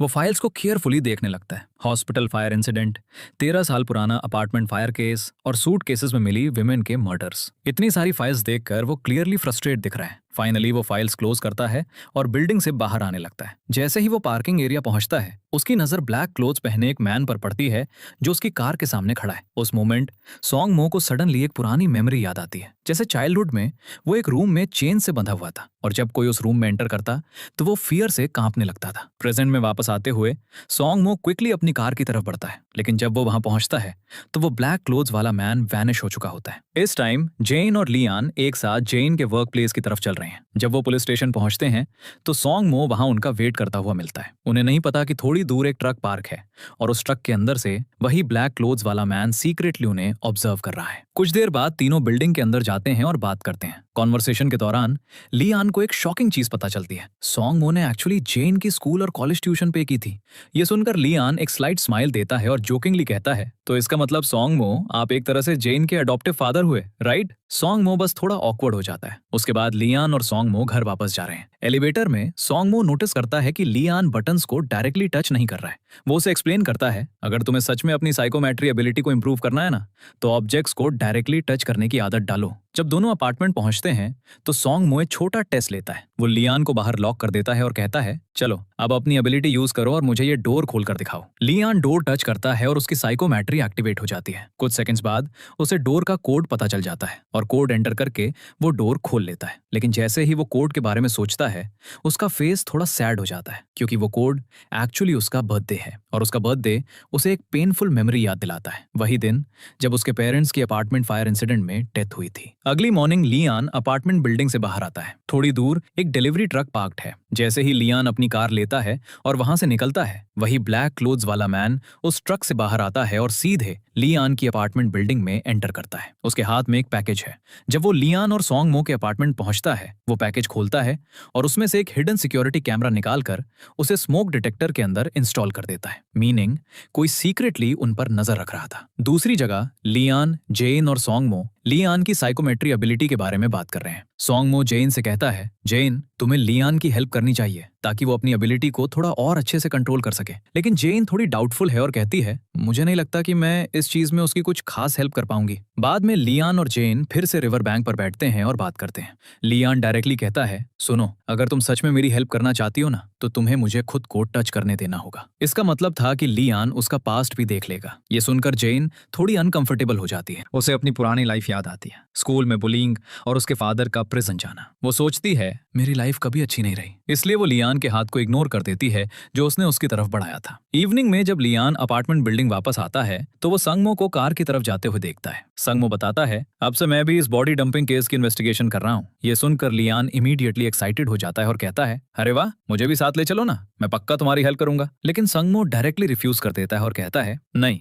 ये इन्वेस्टिगेशन बच्चों का खेल नहीं है। फिर वो वहां से अकेला चला जाता है। लियान फिर भी उसकी बात इग्नोर कर देता है और सीक्रेटली अपने ब्रदर को फॉलो करने लगता है। रास्ते में सडनली एक डिलीवरी ट्रक उसकी कार के सामने आता है और उसे ब्लॉक कर देता है। कुछ देर बाद दोनों प्रोसिक्यूटर्स ऑफिस पहुंचते हैं। जैसे ही लियान वहां पहुंचता है, वो इमीडिएटली कार से बाहर निकलता है और उस डिलीवरी ट्रक को चेक करने जाता है जिसने उसका रास्ता ब्लॉक किया था। लेकिन तब तक ट्रक वहां से जा चुका होता है। ये देखकर लियान को और भी ज्यादा डाउट होता है, इसलिए वो इमीडिएटली वापस कार में बैठता है और उस ट्रक को फॉलो करने निकल पड़ता है। जब वो एक कंप्लीटली डिजर्टेड स्ट्रीट पर पहुंचते हैं, लियान को वहां एक सस्पिशियस ट्रक दिखता है। वो इमीडिएटली उस ट्रक के पास जाता है और चेक करता है, लेकिन जब वो ट्रक के अंदर झांकता है तो उसे वहां कोई नहीं मिलता। सब कुछ कंप्लीटली नॉर्मल लग रहा है, लेकिन उसे नहीं पता था कि कोई सीक्रेटली उसे देख रहा है। सडनली ब्लैक क्लोथ्स पहने एक मैन अपनी हाइडिंग प्लेस से बाहर आता है और बिना वार्निंग दिए सीधे लियान की चेस्ट में नाइफ घोंप देता है। अटैक इतना सडन होता है कि लियान खुद को बैलेंस भी नहीं कर पाता। इस टाइम जेन पुलिस स्टेशन में अपना काम कर रही है। वो अपनी डेस्क पर बैठी है,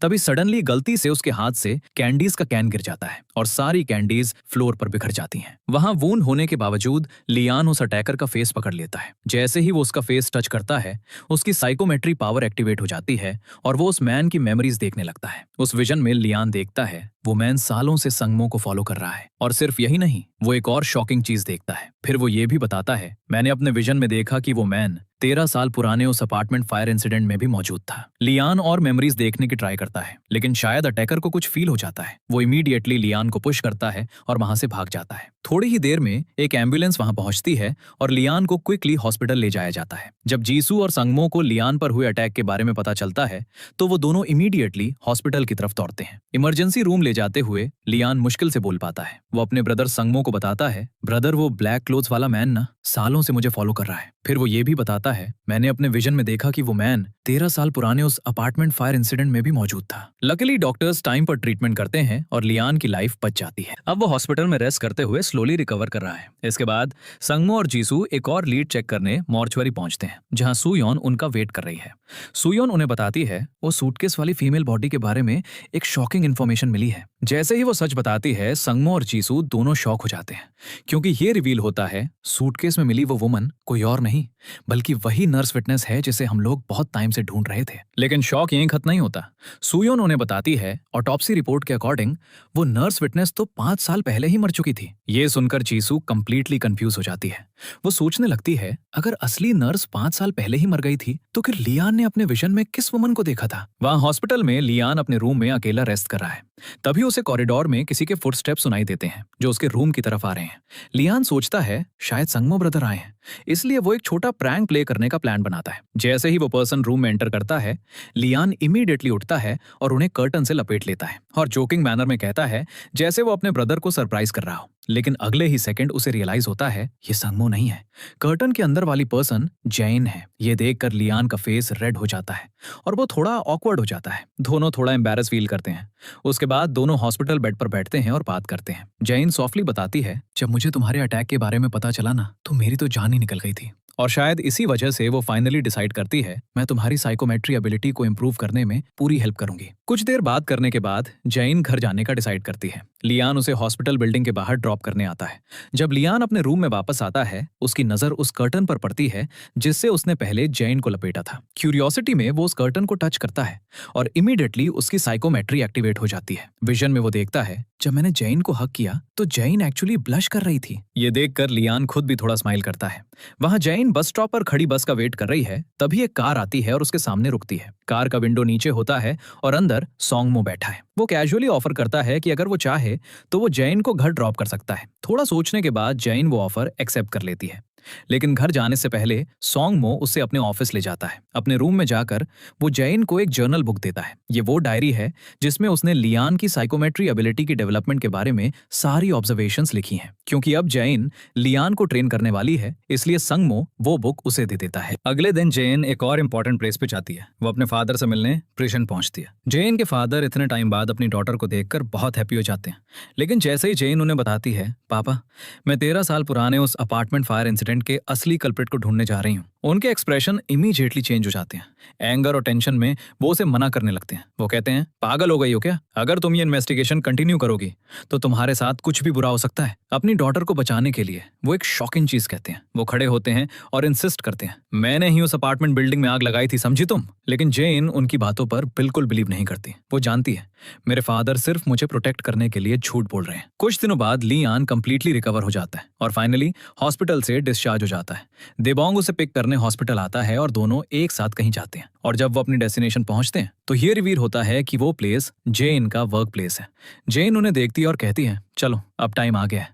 अगर लियान को सच में अपनी पावर पे कंट्रोल चाहिए तो उसे अब प्रॉपर ट्रेनिंग स्टार्ट करनी ही होगी। उसके बाद जैन लियान को सीधे लाइब्रेरी ले जाती है। वहां जाकर वो उसके सामने लॉ और क्रिमिनोलॉजी बुक्स का एक बड़ा स्टैक रख देती है। लियान थोड़ा कंफ्यूज होकर उसकी तरफ देखने लगता है। फिर जैन उसे एक्सप्लेन करती है, देखो अगर तुम्हें अपनी साइकोमेट्री ढंग से यूज करनी है ना तो सिर्फ चीजों को टच करके मेमोरीज देखना काफी नहीं है, तुम्हें केसेस को अलग अलग एंगल से भी समझना होगा। वो उसे बताती है सिर्फ पावर्स होने से कुछ नहीं होता, तुम्हारे पास क्रिमिनल्स वाला माइंडसेट और लॉ की बेसिक अंडरस्टैंडिंग भी होनी ही चाहिए। इसलिए वो लियान से कहती है इसलिए चुपचाप बैठो और इन सारी बुक्स को केयरफुली पढ़ो ताकि तुम्हारा दिमाग थोड़ा और खुल सके। पुअर लियान फिर पूरा दिन लाइब्रेरी में बैठता है और सीरियसली स्टडी करने लगता है।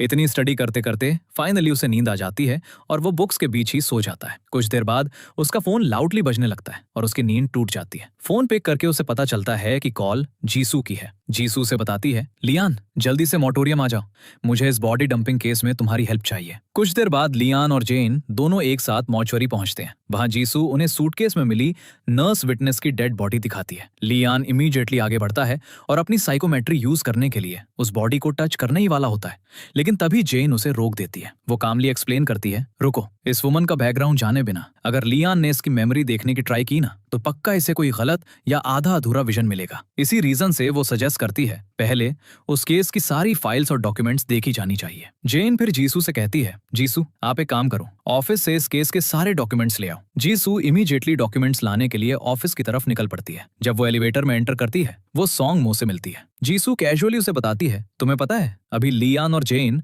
मॉर्टुरी में इन्वेस्टिगेशन कर रहे हैं। वहां दूसरी जगह एक डेंजरस चीज हो रही है। वो ब्लैक क्लॉथ्स वाला मिस्टीरियस मैन सीक्रेटली सोंगमो और लियान के अपार्टमेंट में वापस आता है। इस बार उसका प्लान और भी डेंजरस है। वो अपार्टमेंट के स्मोक डिटेक्टर के अंदर एक हिडन सिक्योरिटी कैमरा इंस्टॉल करता है। उसका गोल है जैसे ही ये दोनों डोर अनलॉक करेंगे मुझे इनका कोड पता चल जाएगा। जब वो अपार्टमेंट के अंदर घूम रहा होता है उसकी नजर एक पुरानी फोटो पर पड़ती है। वो फोटो सोंगमो की है जब वो चाइल्डहुड में था। उस फोटो को देखकर वो मैन स्लोली खुद से कहता है, फाइनली मैंने तुम्हें ढूंढ ही लिया। ये क्लियर हो जाता है वो मैन बहुत टाइम से संगमो को ढूंढ रहा था। वहां मॉर्चुरी में लियान अभी तक केस डॉक्यूमेंट्स को केयरफुली पढ़ रहा था। जब वो सारी फाइल्स कंप्लीट कर लेता है तो फाइनली वो नर्स विटनेस की डेड बॉडी को टच करता है और अपनी साइकोमेट्री एक्टिवेट करता है। इंस्टेंटली उसके सामने एक विजन स्टार्ट हो जाता है।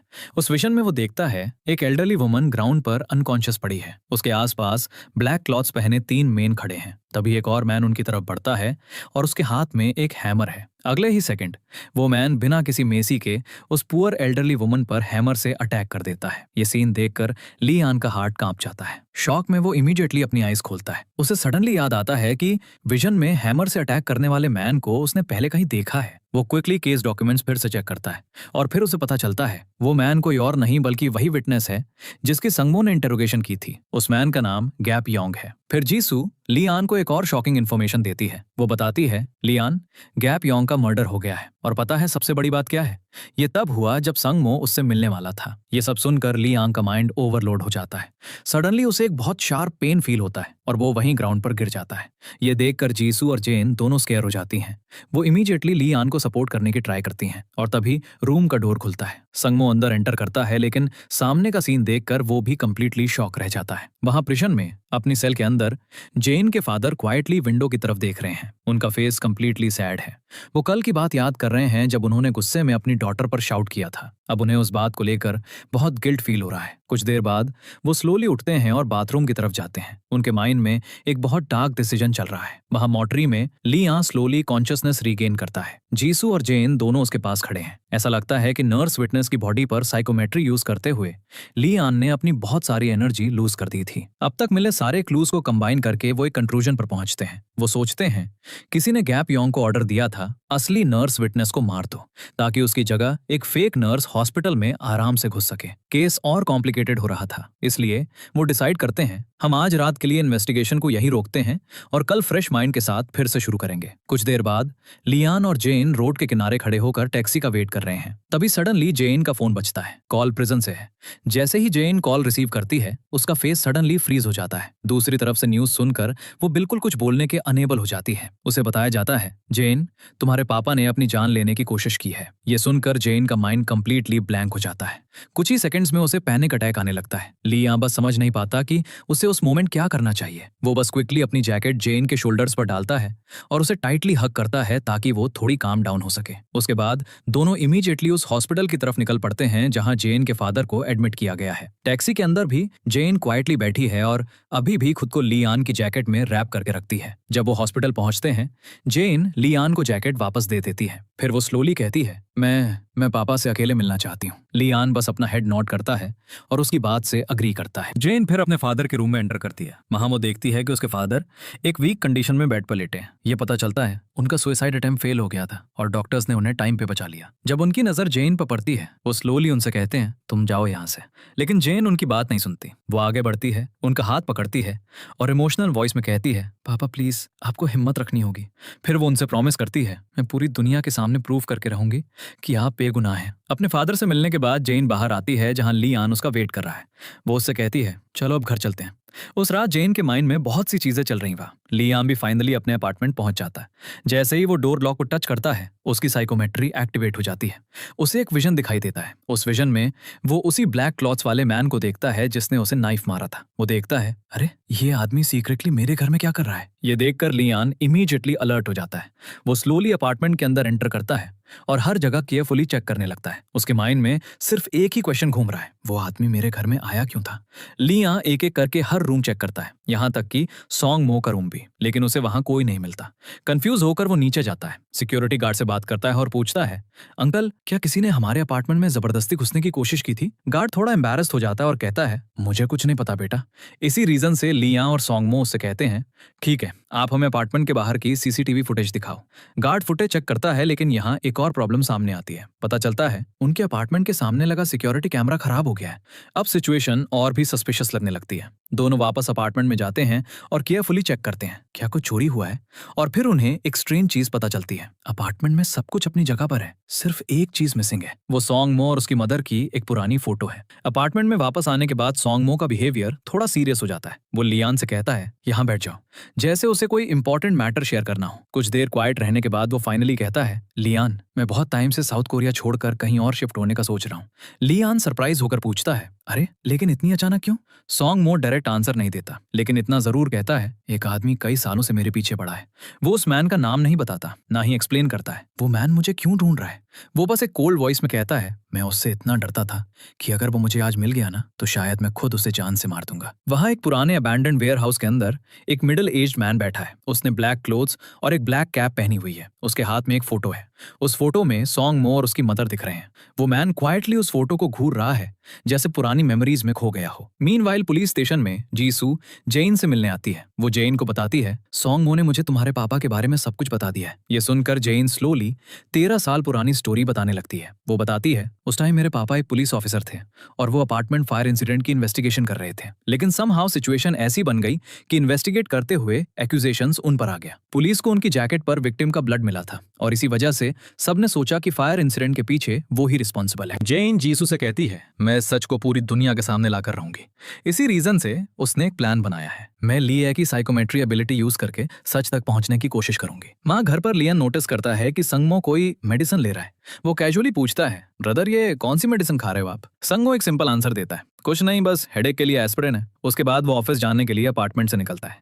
लेकिन जब वो एलिवेटर के सामने पहुंचता है वो सडनली रुक जाता है, जैसे उसे कुछ रियलाइज हुआ हो। वो एलिवेटर में एंटर करने का प्लान कैंसिल कर देता है और अपार्टमेंट के डोर के पास वापस आता है। फिर एक स्ट्रेंज चीज होती है। संगमो डायरेक्टली उस स्मोक अलार्म की तरफ देखने लगता है जो अपार्टमेंट के डोर के पास इंस्टॉल किया गया है, और फिर वो स्लोली उस मिस्टीरियस मैन से बात करने लगता है। दूसरी तरफ वही ब्लैक क्लोथ्स वाला मैन अपने फोन पर लाइव कैमरा फीड देख रहा है। उसे फील होता है जैसे संगमो सीधे उसकी आंखों में देख रहा है और बात कर रहा है। संगमो कामली कहता है, मुझे अच्छे से पता है तुम क्या चाहते हो। जैसे संगमो उसकी बातें सुन सकता हो, वो मैन भी फोन की स्क्रीन पर देखते हुए स्लोली कहता है, तो इसका मतलब साफ है, अब हम दोनों में से किसी एक को तो मरना ही होगा। अगले ही सेकंड संगमो एंग्री हो जाता है और स्मोक अलार्म के अंदर लगे हिडन कैमरा को तोड़ देता है। वहां वो मिस्टीरियस मैन भी अपना फोन सीधे जलती हुई आग में फेंक देता है। घर पर लियान मीनवाइल संगमो की बुक्स को टच करके साइकोमेट्री प्रैक्टिस कर रहा है।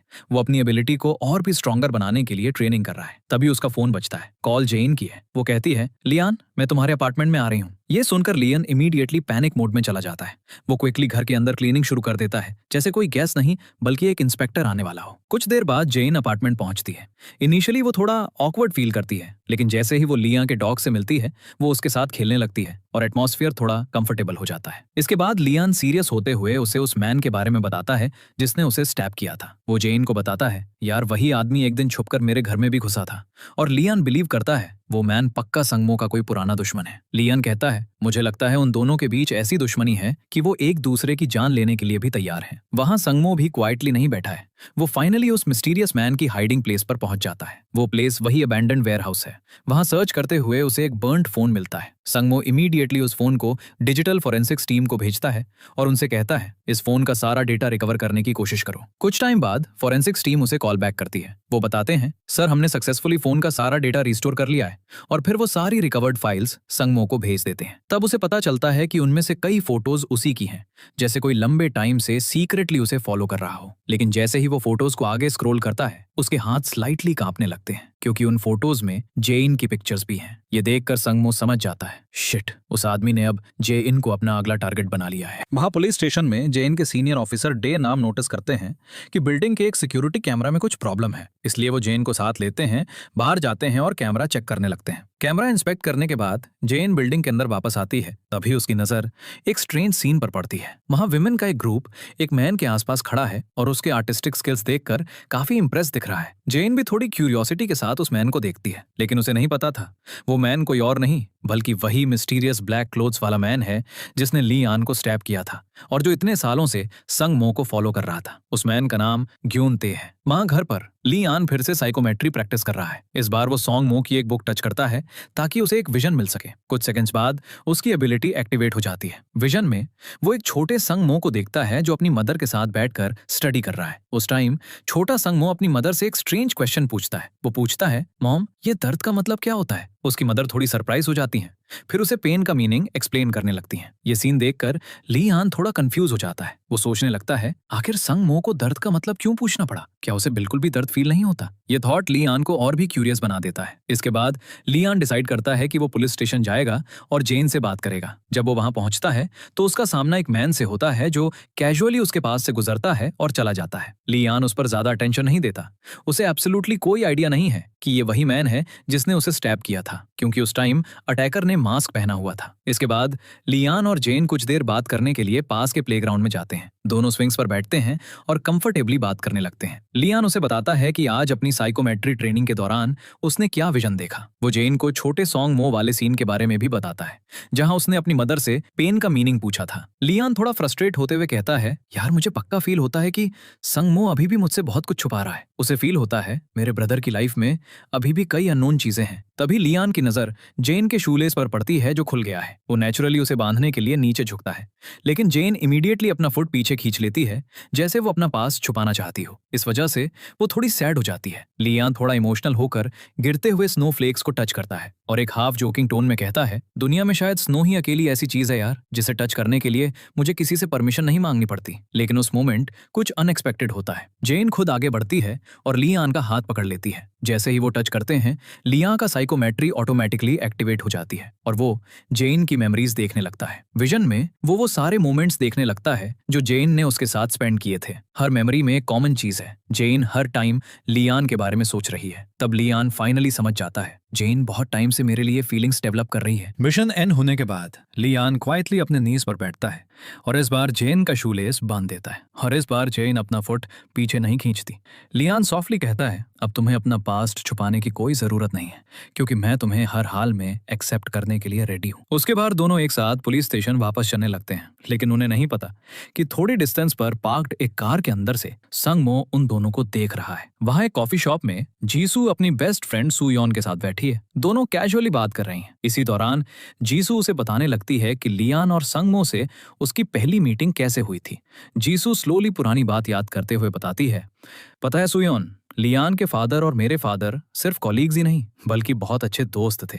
दोनों पुलिस ऑफिसर्स थे और अक्सर एक ही टीम में काम करते थे, ड्यूटी पर एक साथ और फैमिली गैदरिंग्स में भी एक साथ। मीनिंग उनका रिलेशनशिप सिर्फ जॉब तक लिमिटेड नहीं था। जीसू थोड़ा इमोशनल होकर कहती है, जब लियान के पेरेंट्स की उस भयानक फायर इंसिडेंट में डेथ हुई ना, तो मेरे पेरेंट्स सीरियसली सोच रहे थे कि हमें लियान को अडॉप्ट कर लेना चाहिए। लेकिन लाइफ ने एक कंप्लीटली डिफरेंट टर्न ले लिया। न जाने कैसे सर्कमस्टांसेस चेंज हुए और अल्टीमेटली लियान को संगमो ने अडॉप्ट कर लिया। चाइल्डहुड में संगमो, लियान और जीसू तीनों अक्सर एक साथ खेलते रहते थे। कभी पार्क में भागना, कभी स्ट्रीट में गेम्स खेलना। तीनों की एक छोटी टीम थी। जीसू तब भी थोड़ी नॉटी थी। कभी कभी जोकिंगली वो लियान के हेयर मैसअप कर देती और हंसते हुए कहती, हे मिस्टर रोबोट, थोड़ा स्माइल भी कर लिया करो, हमेशा ऐसे क्यों रहते हो। लेकिन लियान तुरंत पीछे हट जाता।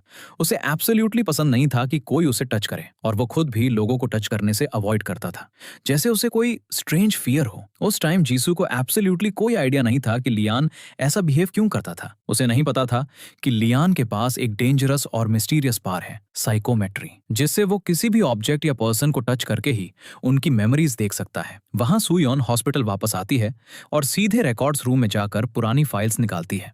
वो 13 साल पुराने अपार्टमेंट फायर इंसिडेंट के डॉक्यूमेंट्स को बहुत केयरफुली चेक कर रही है। फाइल्स के पेजेस टर्न करते हुए सडनली उसकी नजर एक शॉकिंग डिटेल पर पड़ती है और उसका फेस सीरियस हो जाता है। उस रिपोर्ट में लिखा था कि संगमो की मदर की डेथ फायर की वजह से नहीं हुई थी, उन्हें स्टैब करके किल किया गया था। ये डिटेल पूरे केस को और भी मिस्टीरियस बना देती है। इस टाइम पुलिस स्टेशन के इंटेरोगेशन रूम में संगमो स्ट्रिक्टली एक मैन की इंटेरोगेशन कर रहा है। रूम का एटमॉस्फेयर काफी टेंस है। ये वही मैन था जिसे गैप योंग ने अपनी डेथ से कुछ देर पहले लास्ट टाइम कॉल किया था। लेकिन इस इंटेरोगेशन की सबसे बड़ी बात यह थी कि संगमो ये सब सीक्रेटली कर रहा था। उसने किसी भी दूसरे ऑफिसर को, यहां तक कि जीसू को भी इसके बारे में इन्फॉर्म नहीं किया था। संगमो सीधे उस मैन की आंखों में देखता है और पूछता है, मरने से पहले गैप योंग ने अपनी लास्ट कॉल तुम्हें ही क्यों की थी, सच सच बताओ। वो मैन स्केयर हो जाता है और क्विकली सब कुछ बताने लगता है। सर, उस रात गैप योंग की कार का टायर सडनली पंक्चर हो गया था। वो बहुत डरा हुआ था। उसने मुझसे कहा, एक आदमी काले कपड़ों में हैमर लेकर मेरी तरफ आ रहा है। फिर वो आगे बताता है, उसने मुझे कॉल किया और बोला सॉन्ग ही नाम की एक औरत है, उसे पिकअप करो और किसी सेफ प्लेस पर ले जाओ। ये सुनकर वो इमीडिएटली सॉन्ग ही के घर गया। लेकिन जब वो वहां पहुंचा, घर कंप्लीटली एम्प्टी था। कोई साउंड नहीं, कोई पर्सन नहीं। वो थोड़ा नर्वस हो जाता है और कहता है, सर सच बता रहा हूँ, मुझे तो ये भी नहीं पता था कि ये सॉन्ग ही आखिर है कौन। संगमो उसकी बातों को केयरफुली सुनता है और फिर एक कोल्ड वॉइस में कहता है, मुझे पता है। रूम में 1 सेकंड के लिए साइलेंस फैल जाता है। फिर संगमो बताता है, सॉन्ग ही वही औरत है जिसकी डेड बॉडी एक सूटकेस में बंद मिली थी और जिसे पुलिस ने 5 महीने पहले रिवर से निकाला था। और सबसे शॉकिंग चीज, इस केस में एक और विक्टिम भी था, वो नर्स विटनेस जिसे ली एन ने रिसेंटली ढूंढा था। इसका मतलब था कि ये केस सिर्फ एक मर्डर नहीं बल्कि एक बड़ी चेन का पार्ट हो सकता है। वह कार में बैठी जीसू को उसके सबऑर्डिनेट से एक स्ट्रेंज इन्फॉर्मेशन मिलती है, मैम मैंने अभी अभी संगमो सर को किसी मैन की इंटेरोगेशन करते हुए देखा और वो भी बिल्कुल सीक्रेटली। ये सुनकर जीसू थोड़ी शॉक हो जाती है। वो सरप्राइज में सोचने लगती है, संगमो ने सीक्रेटली इंटेरोगेट किया और मुझे एक बार बताना भी जरूरी नहीं समझा। उसके माइंड में इमीडिएटली क्वेश्चंस घूमने लगते हैं, संगमो क्या छुपा रहा है। मीनवाइल स्टोरी का मूड थोड़ा लाइट हो जाता है। जेन और लियान फाइनली अपनी लाइफ की पहली डेट पर जा रहे हैं। दोनों थोड़े ऑकवर्ड हैं लेकिन क्लियरली एक्साइटेड है। लियान नोटिस करता है कि जेन बार बार अपनी वेस्ट पकड़ रही है,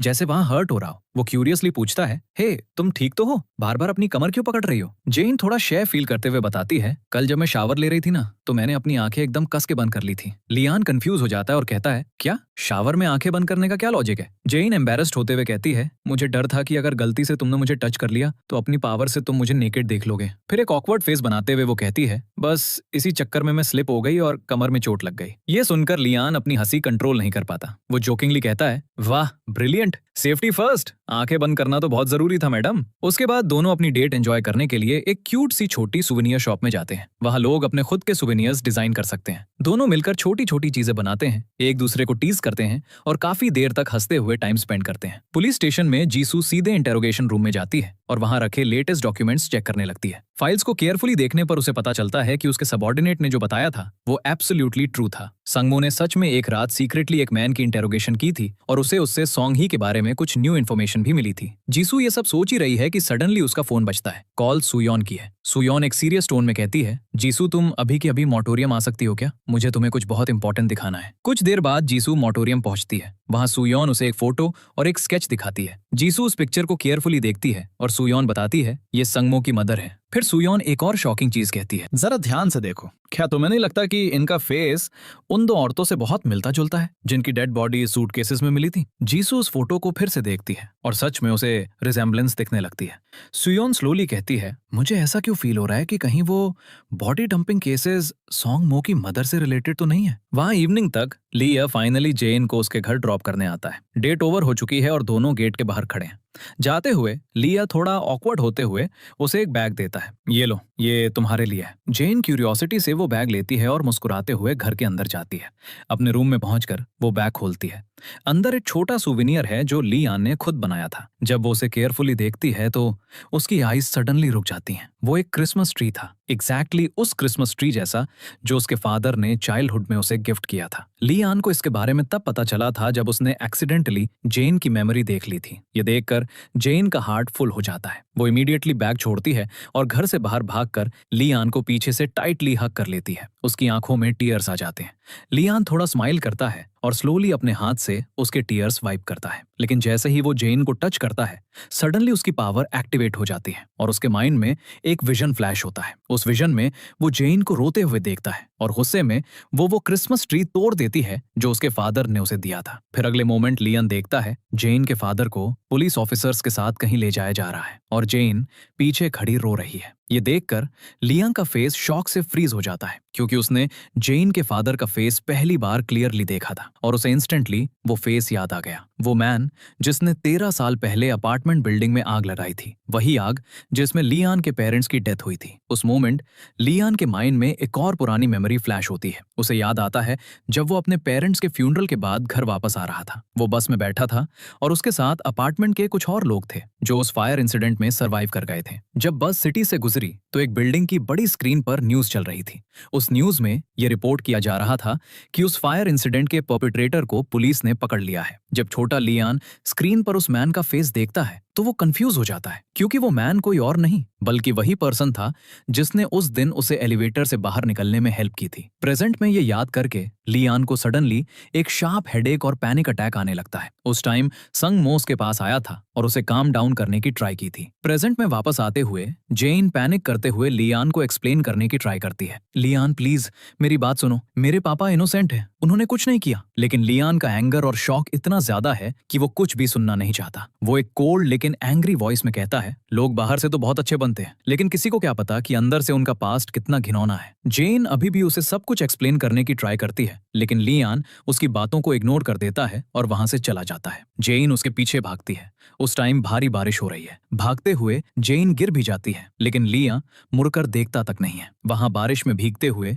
लिया बिना किसी डायरेक्शन के रोड पर चलने लगता है। चलते हुए वो एक्सीडेंटली कुछ लोगों से टकरा जाता है और हर टच के साथ वो उनकी मेमोरीज देखने लगता है। उन मेमोरीज में लोगों का डार्क और अगली पास देखकर उसका गुस्सा बढ़ता ही जाता है। वहां जेन किसी तरह उठती है और स्लोली वापस घर लौट आती है। उसका हाथ टूट गया है क्योंकि ली एह उस पर इतना एंग्री हो गया था। आगे चलते हुए ली एह फाइनली एक ब्रिज पर पहुंचता है। वहां खड़े होकर वो रोने लगता है। उसके लिए सब कुछ बहुत हैवी हो गया है। सडनली उसकी चेस्ट में एक शार्प पेन उठता है। वो लाउडली चीखता है और फाइनली अपने नीज पर गिर जाता है और अकेला रोता है। इस टाइम एक कॉफी शॉप में जीसू एक वुमन से मिल रही है। वो वुमन उसे बताती है, जीसू सॉन्ग मो ना एक औरत से मिलने जा रहा है, उसका नाम सॉन्ग ही है। जीसू इमीडिएटली इसे डिनाई करती है, पागल हो गई हो क्या, ये पॉसिबल ही नहीं है, सॉन्ग ही तो कब की मर चुकी है, उसकी बॉडी खुद एक सूटकेस में मिली थी। फिर जीसू उस वुमन को एक फोटो दिखाती है, ये फोटो देखो, क्या ये वही औरत है?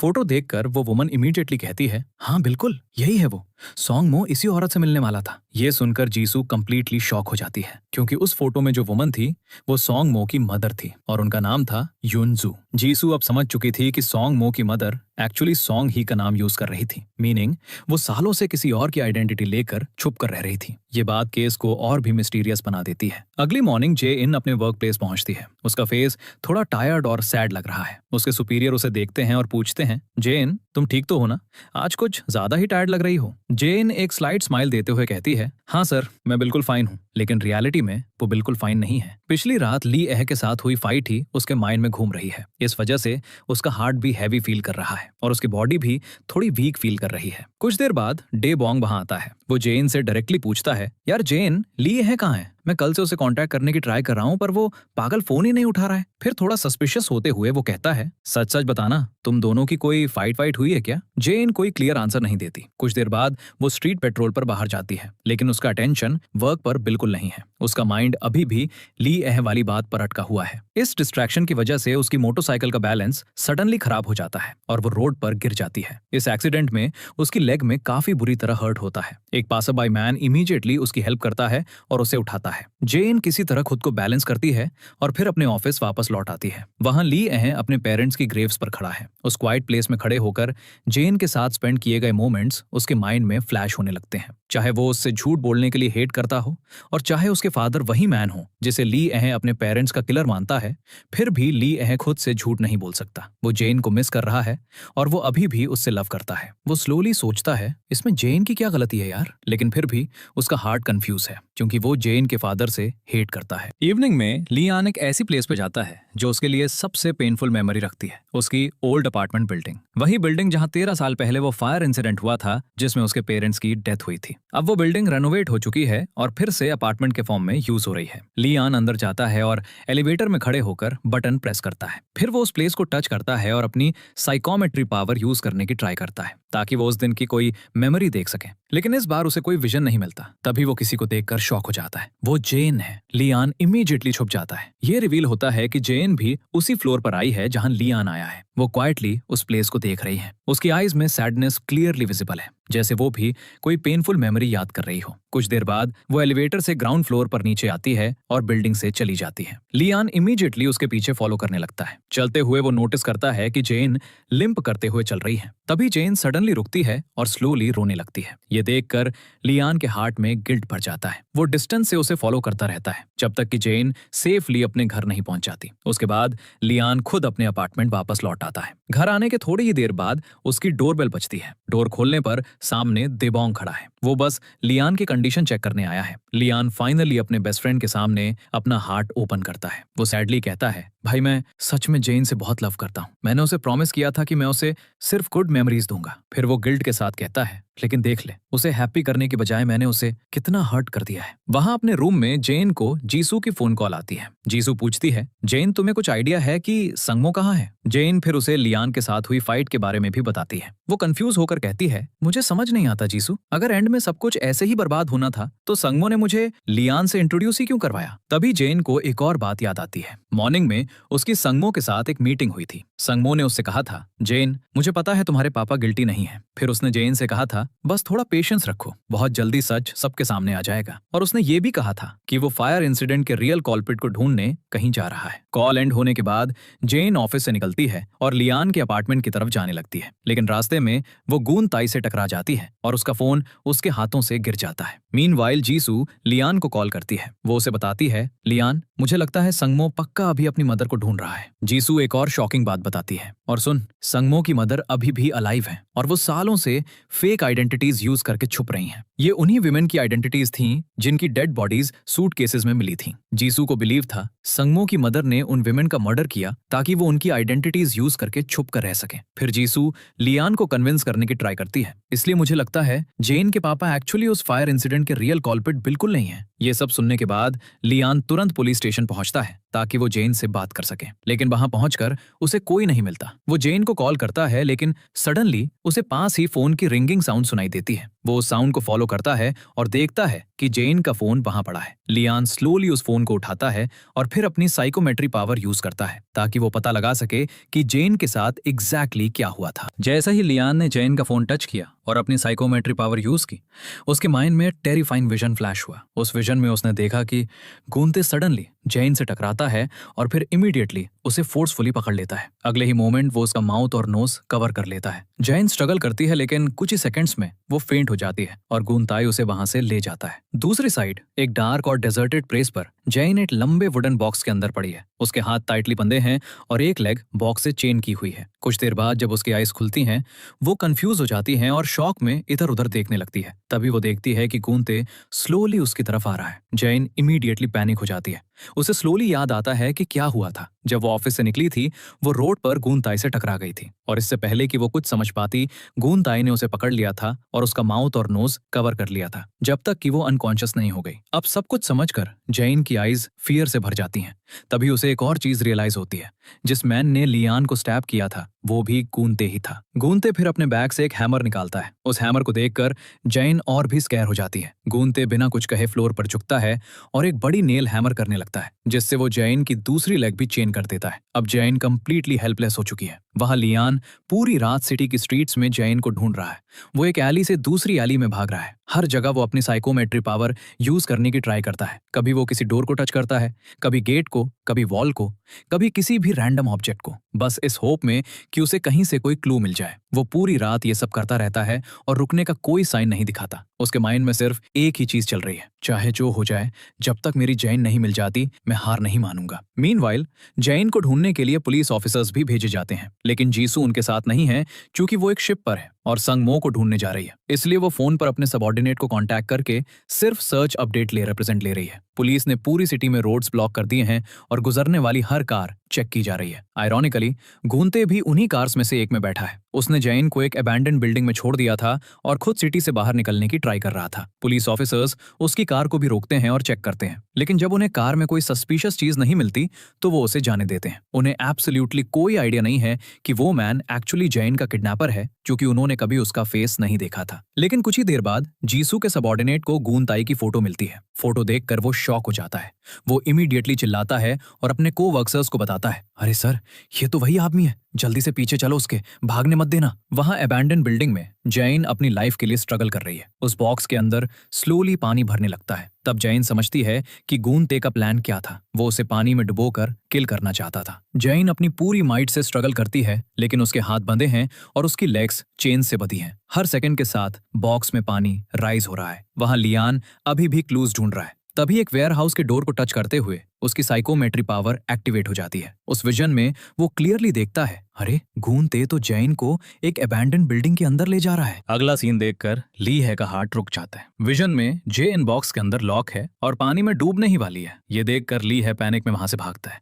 वो सीधा उस अबैंडन बिल्डिंग की तरफ भागता है। थोड़ी ही देर में वो उस प्लेस पर पहुंचता है और इमीडिएटली बॉक्स खोलकर जेन को बाहर खींचता है, लेकिन तब तक जेन काफी देर तक पानी में रह चुकी है और वो अनकॉन्शियस हो गई है। लीहन पैनिक करते हुए इमीडिएटली एक एम्बुलेंस कॉल करता है। एम्बुलेंस आती है और जेन को हॉस्पिटल ले जाया जाता है। मीनवाइल पुलिस ऑफिसर्स कुंते को कैच करने में फेल हो जाते हैं क्योंकि वो वहां से पहले ही जा चुका है। उन्हें बस अबैंडन बिल्डिंग के पास उसकी कार मिलती है। हॉस्पिटल में कुछ टाइम बाद जेन फाइनली कॉन्शियसनेस रीगेन करती है। जब वो स्लोली अपनी आईज खोलती है, वो देखती है कि ली है उसके बेड के बिल्कुल पास बैठे बैठे सो गया है। ये देखकर उसके फेस पर एक स्लाइट स्माइल आ जाती है। उसकी कंडीशन अब बेटर लग रही है और वो ली हैन से बात करने के एबल भी है। इस डेंजरस इंसिडेंट के बाद दोनों के बीच की डिस्टेंस भी खत्म होने लगती है। ली हैन गिल्टी फील करते हुए उसे सॉरी कहता है। फिर वो स्लोली कहता है, जेन मुझे सब कुछ पता चल गया यार, तुम्हारे पापा उस फायर इंसिडेंट के रियल कॉल्प्रेट बिल्कुल नहीं थे। अगली मॉर्निंग जीसू सियोल वापस लौट आती है और सीधे जेन से मिलने हॉस्पिटल जाती है। वो उसे बताती है, जेन पुलिस अभी भी उस गूंताई को ढूंढ रही है। उसकी कार से जो फिंगरप्रिंट्स मिले हैं ना, बस उन्हें ट्रेस कर रहे हैं हम। अब स्लोली जीसू, ली है और जेन एक बात समझने लगते हैं।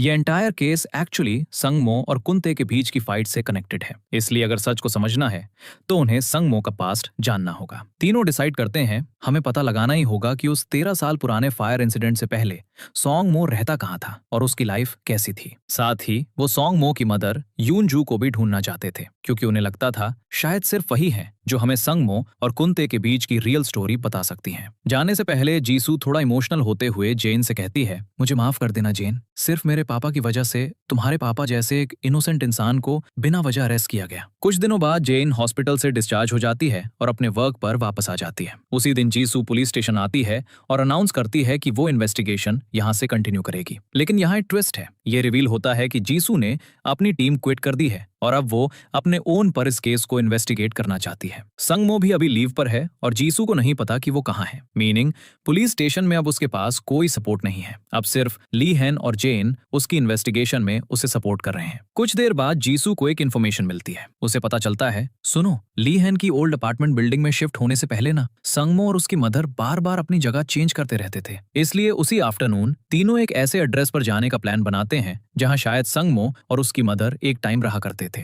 जब वो वहां पहुंचते हैं, वो एक अबैंडन वेयरहाउस देखते हैं जहां ओल्ड और ब्रोकन मशीन्स पड़ी हैं। वो प्लेस कंप्लीटली डिजर्टेड है। तभी ली हैन और जेन को वहां फ्रेश फुटस्टेप्स दिखते हैं। दोनों उन फुटप्रिंट्स को फॉलो करते हैं और वो उन्हें एक बेसमेंट में ले जाते हैं। जैसे ही ली हैन बेसमेंट डोर को टच करता है, उसकी साइकोमेट्री पावर एक्टिवेट हो जाती है। विजन में वो देखता है कि संगमो रिसेंटली इस प्लेस पर आया था। वहां बिल्डिंग के बाहर जीसू को सुयोन की फोन कॉल आती है। सुयोन कहती है, जीसू कुंते के फिंगरप्रिंट से ना हमें एक बहुत पुराना केस मिला है। फिर वो एक शॉकिंग बात बताती है, तुम्हें पता है कुंते ने एक बार एक औरत और एक बच्चे को किडनैप किया था और उन्हें पूरे 9 सालों तक एक बेसमेंट में बंदी बनाकर रखा था। वहां बेसमेंट में लियान और जेन इन्वेस्टिगेट कर रहे हैं। लियान एक कबर्ड को टच करता है और फिर एक और विजन देखता है। उस विजन में एक छोटा लड़का फियर से भाग रहा है। उसके पीछे उसकी मदर चिल्लाती हैं और कहती हैं, भागो बेटा, जल्दी से भाग जाओ यहाँ से। वो लड़का कोई और नहीं, यंग सोंग मो है। तब लियान समझता है कि ये बेसमेंट वही प्लेस है जहां कुंते ने संगमो और उसकी मदर को 9 सालों तक लॉक रखा था। जब लियान और जेन ज्यादा केयरफुली देखते हैं तो उन्हें बेसमेंट में एक स्मॉल प्रिजन लाइक स्ट्रक्चर भी मिलता है। थोड़ी ही देर में जीसू भी वहां आ जाती है। वो उन्हें बताती है कि फोन पर सुयोन ने क्या इन्फॉर्मेशन दी थी कि संगमो और उसकी मदर एक्चुअली यहीं पर 9 सालों तक कैप्टिव रखे गए थे। ये सुनकर तीनों और भी सीरियस हो जाते हैं। अब वो बेसमेंट के डिफरेंट रूम्स में क्लूज ढूंढने लगते हैं। लियान अपनी साइकोमेट्री पावर यूज करके पास्ट को समझने की ट्राई करता है। जब वो एक वॉल को टच करता है तो एक टेरिफाइंग विजन उसके सामने आता है। उस विजन में वो उंजू का पास्ट देखता है। ये रिवील होता है कि गुंते ने उंजू को तब किडनैप किया था जब वो सिर्फ एक छोटी बच्ची थी। उस टाइम गुंते खुद सिर्फ एक टीनेजर था। उसने उंजू को उस बेसमेंट में लॉक रखा सालों तक। वो लड़की स्लोली वहीं पर बड़ी हुई और फिर एक दिन वो प्रेग्नेंट हो गई और उसने संगमो को बर्थ दिया। ये सब देखकर ली और जेन के हार्ट्स हिल जाते हैं। मीनवाइल जीसू पुलिस स्टेशन जाती है और एक ऑफिसर से अनसॉल्व्ड केसेस के डॉक्यूमेंट्स मांगती है। वो फाइल्स को केयरफुली चेक करने लगती है। फिर उसे एक ओल्ड फाइल मिलती है, एक वुमन और एक चाइल्ड का अबडक्शन केस। फाइल में लिखा है पुलिस ने इन्वेस्टिगेशन क्लोज कर दी थी क्योंकि विक्टिम्स को किडनैपर की आइडेंटिटी नहीं पता थी। लेकिन जब जीसू उस फाइल में बने परपेट्रेटर के स्केच को देखती है तो वो इमीडिएटली शॉक हो जाती है, क्योंकि उस स्केच का फेस गूनते से क्वाइट सिमिलर था। बेसमेंट के अंदर ली एन अभी भी अपनी साइकोमेट्री पावर यूज करके उंजू का पास देखने की ट्राई कर रहा है। जैसे ही वो एक दूसरी प्लेस को टच करता है, उसके माइंड में एक नया विजन फ्लैश होता है। इस विजन में उंजू गूनते से रिक्वेस्ट कर रही है, प्लीज मेरी एक बात मान लो, संगमो के लिए कुछ बुक्स ला दो ना, उसे अपनी पढ़ाई करनी चाहिए। उसकी वॉइस में एक मदर की वरी क्लियरली सुनाई देती है। फिर वो स्लोली कहती है, मुझे अपने बेटे की बहुत फिक्र हो रही है। संगमो कभी हंसता ही नहीं है और ना ही उसे कभी दर्द महसूस होता है। उंजू फियर के साथ कहती है, मुझे बहुत डर लगता है कहीं मेरा बेटा भी तुम्हारी तरह पत्थर दिल ना बन जाए। गूनते की तरफ देखते हुए वो कहती है, कि जो तुम्हारा पागलपन है ना, और किसी को सालों तक ऐसे लॉक करके रखना, ये बिल्कुल भी नॉर्मल नहीं है। वहां जीसू वापस अबेंडन वेयरहाउस आती है और जेन से बात करती है। पुलिस स्टेशन से लाई गई फाइल्स देखने के बाद उसे एक इंपॉर्टेंट चीज पता चली है।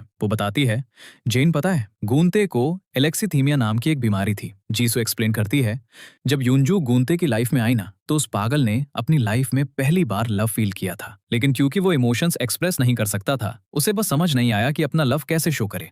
इसी ट्विस्टेड थिंकिंग की वजह से उसने उंजू को किडनैप कर लिया और सालों तक कैप्टिव रखा ताकि वो सिर्फ उसी की रहे। वहां पुलिस स्टेशन में जीसू और कुछ ऑफिसर्स इस केस पर डिस्कशन कर रहे हैं। तब जेन के सुपीरियर डे नाम एक शॉकिंग ट्रुथ बताते हैं। वो कहते हैं, पुलिस को पहले से पता था कि 13 साल पहले अपार्टमेंट बिल्डिंग में लगी फायर के असली कल्प्रिट जेन के पापा नहीं थे, लेकिन फिर भी उन्हें इंटेंशनली फ्रेम किया गया। ये सुनकर जीसू और बाकी सब शॉक हो जाते हैं। देनम आगे बताते हैं, वो अपार्टमेंट बिल्डिंग असल में YSS कंस्ट्रक्शन नाम की कंपनी ने बनाई थी, लेकिन उस बिल्डिंग की क्वालिटी बहुत पुअर थी। जब फायर इंसिडेंट हुआ और बिल्डिंग डिस्ट्रॉय हो गई तो YSS कंस्ट्रक्शन ने अपनी रिस्पॉन्सिबिलिटी से एस्केप करने का प्लान बनाया। उन्होंने ब्यूंग हो को कन्विंस किया, जो उस टाइम इन्वेस्टिगेशन लीड कर रहे थे, सर किसी को फेक कल्प्रिट बना दीजिए ताकि पब्लिक का सारा गुस्सा कंपनी पर ना फूटे। रियल कल्प्रिट ढूंढने में बहुत टाइम लगता है, इसलिए ब्यूंग हो ने जल्दी में डिसीजन लिया कि किसी को बलि का बकरा बना दिया जाए, और उन्होंने जेन के फादर को टारगेट किया क्योंकि वो उस टाइम बिल्डिंग में प्रेजेंट थे। इसी रीजन से उन्हें अरेस्ट किया गया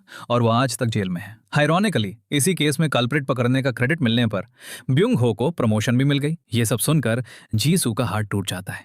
उसे अपने फादर से बहुत डिसअपॉइंटमेंट फील होती है। कुछ देर बाद वो सीधे अपने फादर के घर पहुंचती है। जैसे ही वो अंदर आती है, वो डायरेक्टली कहती है, डैड मुझे सब कुछ पता चल गया है। ब्यूंग हो कुछ देर क्वाइट रहते हैं, फिर स्लोली कहते हैं, जीसू जब तुम छोटी थी ना, तुम बहुत वीक थी और बार बार बीमार पड़ जाती थी। उस टाइम मेरे पास इतने पैसे भी नहीं थे कि मैं अपनी बच्ची का किसी अच्छे हॉस्पिटल में इलाज करवा सकूं। तब मुझे एक मौका दिखा, अगर मैं केस मैनिपुलेट कर दूं तो मुझे बहुत सारे पैसे मिल सकते थे। ब्यूंग हो कहते हैं, मैं तो बस इतना चाहता था कि मेरी बच्ची डॉक्टर के पास जा सके, इसलिए मजबूरी में मैंने वो घटिया डिसीजन लिया। ये सुनकर जीसू कुछ भी बोल नहीं पाती। उसकी आईज में टीयर्स आ जाते हैं, क्योंकि अब वो समझती है मेरे फादर ने सिर्फ मेरे लिए एक इनोसेंट पर्सन की जिंदगी बर्बाद कर दी। उस रात लेट सिटी के रोड पर एक वुमन वॉक करती हुई दिखती है। वो कोई और नहीं, यूंजू संगमो की मदर है। वॉक करते हुए वो सडनली एक नाइफ शॉप के सामने रुक जाती है। वो बस कुछ देर उस शॉप की तरफ स्टेयर करती रहती है, जैसे उसके माइंड में कोई डेंजरस प्लान चल रहा हो। अगली मॉर्निंग लियान और जेन ग्युन्ते के बारे में एक डॉक्यूमेंट स्टडी कर रहे हैं। उस डॉक्यूमेंट में लिखा है,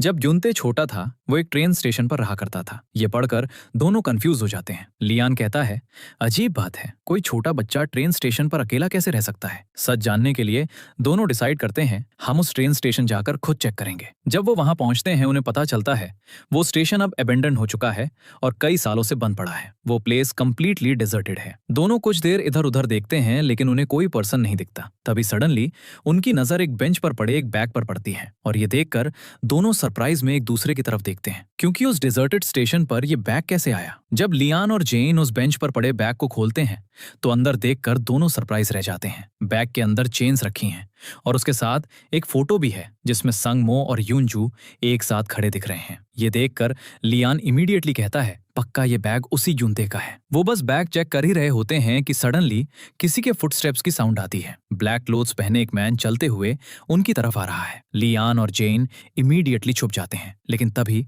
कुछ स्ट्रेंज होता है। वो मैन सडनली रुकता है, फिर अपनी बॉडी टर्न करके तेजी से भागने लगता है। भागते हुए उसके हाथ से एक नाइफ गिर जाता है। लियान इमीडिएटली उस नाइफ को उठा लेता है, टच करता है और अपनी साइकोमेट्री पावर यूज करता है। जैसे ही वो विजन देखता है, वो शॉक हो जाता है, वो मैन एक्चुअली मैन नहीं था, वो यूनजू थी, सॉन्ग मो की मदर। वहां भागते हुए यूनजू सडनली गिर जाती है और अनकॉन्शियस हो जाती है। जेन जो उसका चेस कर रही है फाइनली उसे पकड़ लेती है। इस टाइम दूसरी प्लेस पर संग मो भी उसी अबैंडन ट्रेन स्टेशन में है। वो एक्चुअली ग्यूनते से मिलने आया है। उसे पता था मेरे फादर यहीं कहीं होंगे, क्योंकि ये वही प्लेस है जहां ग्यूनते को एक बार कैप्टिव रखा गया था। सच ये था कि जब ग्यूनते छोटा था उसे भी किडनैप किया गया था और इसी अबैंडन ट्रेन स्टेशन में लॉक करके रखा गया था। सालों तक कैप्टिविटी और टॉर्चर एंड्योर करने की वजह से वो स्लोली एक हार्टलेस पर्सन बन गया, जिसने बाद में खुद लोगों को किडनैप करना और उन्हें हर्ट करना शुरू कर दिया। इमीडिएटली एक वायलेंट फाइट स्टार्ट हो जाती है। वहां कार में जीसू को लिया की फोन कॉल आती है। लिया उसे बताता है, जीसू ऐसा लगता है ट्रेन स्टेशन के 2 अलग अलग पार्ट्स हैं और सॉन्ग मो पक्का दूसरी साइड है। यह सुनकर जीसू इमीडिएटली स्टेशन की दूसरी साइड की तरफ निकल पड़ती है। कुछ देर सर्च करने के बाद वो डिस्टेंस से देखती है कि संगमो और गुंते एक दूसरे से फाइट कर रहे हैं। जीसू इमीडिएटली अपनी गन निकालती है और उन पर एम करती है, लेकिन तभी situation suddenly out of control हो जाती है। गुंते वहां लीक्ड गैस का यूज करता है और सडनली अटैक करता है। अगले ही मोमेंट जीसू के पास पहुंचकर वो उसके स्टमक में नाइफ स्टैब कर देता है। जीसू ग्राउंड पर गिर जाती है और गुंते वहां से भाग जाता है। संगमो शॉक में रह जाता है। जीसू को ब्लीडिंग कंडीशन में देखकर वो टूट जाता है। उसकी आंखों से टीयर्स निकलने लगते हैं जब जीसू स्लोली अनकॉन्शियस होने लगती है। कुछ देर बाद लियान और जेन को भी पता चलता है गुंते ने जीसू को स्टैब कर दिया है। यह सुनकर लियान कंप्लीटली शॉक हो जाता है। वो इमीडिएटली वापस ट्रेन स्टेशन की तरफ भागता है। तभी वो गुंते को भागते हुए देखता है। लियान बिना सोचे उसका चेस करना स्टार्ट कर देता है। ये चेस तब तक चलता रहता है जब तक दोनों एक अबैंडन टनल में नहीं पहुंच जाते। वहीं पर लियान फाइनली गुंते को पकड़ लेता है और गुस्से में उसे बीट करने लगता है। जब वो गुंते को टच करता है तो उसे एक और विजन दिखाई देता है। विजन में गुंताई फोन पर यूनजू से बात कर रहा है। फिर एक और सीन दिखता है जहां सॉन्गमो कार ड्राइव कर रहा है और अपनी मदर को लेकर भाग रहा है। उनके पीछे गुंताई उनका चेस कर रहा है। जैसे ही विजन एंड होता है, प्रेजेंट में पुलिस ऑफिसर्स वहां पहुंच जाते हैं। वो टनल को सराउंड कर लेते हैं, गुंताई को अरेस्ट कर लेते हैं और उसे पुलिस कार में डाल देते हैं। लेकिन कार के अंदर गुंताई सीक्रेटली अपने पास रखे एक वायर से हैंडकफ्स खोलने की ट्राई करने लगता है। कुछ टाइम बाद जेन को पता चलता है गुंताई पुलिस से भाग गया। ये सुनकर वो एंगर से भर जाती है। वहां हॉस्पिटल में डॉक्टर्स जीसू की सर्जरी कर रहे हैं। ऑपरेशन काफी देर तक चलता है, लेकिन अनफॉर्चुनेटली डॉक्टर बाहर आते हैं और बताते हैं, आई एम सॉरी, हम जीसू को नहीं बचा सके, उनका वूंड बहुत डीप था। ये न्यूज सुनकर ब्यूंग हो का हार्ट टूट जाता है। अपनी डॉटर की डेथ का शॉक उन्हें कंप्लीटली तोड़ देता है। वहां जब लियान को भी पता चलता है जीसू अब नहीं रही, तो वो ग्राउंड पर बैठ जाता है और रोने लगता है। जीसू के जाने के बाद ब्यूंग हो के अंदर गिल्ट और एम्प्टीनेस और भी बढ़ जाती है। इसी रीजन से वो फाइनली दैनम के पास जाते हैं और कहते हैं, मैं उस हॉस्पिटल फायर केस और 13 साल पुराने अपार्टमेंट फायर केस को फिर से रीओपन करना चाहता हूँ। दैनम सरप्राइज होते हुए कहते हैं, सर आपको पता है ना, अगर वो पुराना सच बाहर आया तो आपको खुद अरेस्ट किया जा सकता है। लेकिन ब्यूंग हो कामली कहते हैं, अब मुझे उस बात की कोई परवाह नहीं है, मैं बस अपनी बेटी की आत्मा की शांति के लिए एक बार सही काम करना चाहता हूँ। मीनवाइल पुलिस स्टेशन के इंटरोगेशन रूम में जैन उंजू की इंटरोगेशन कर रही है।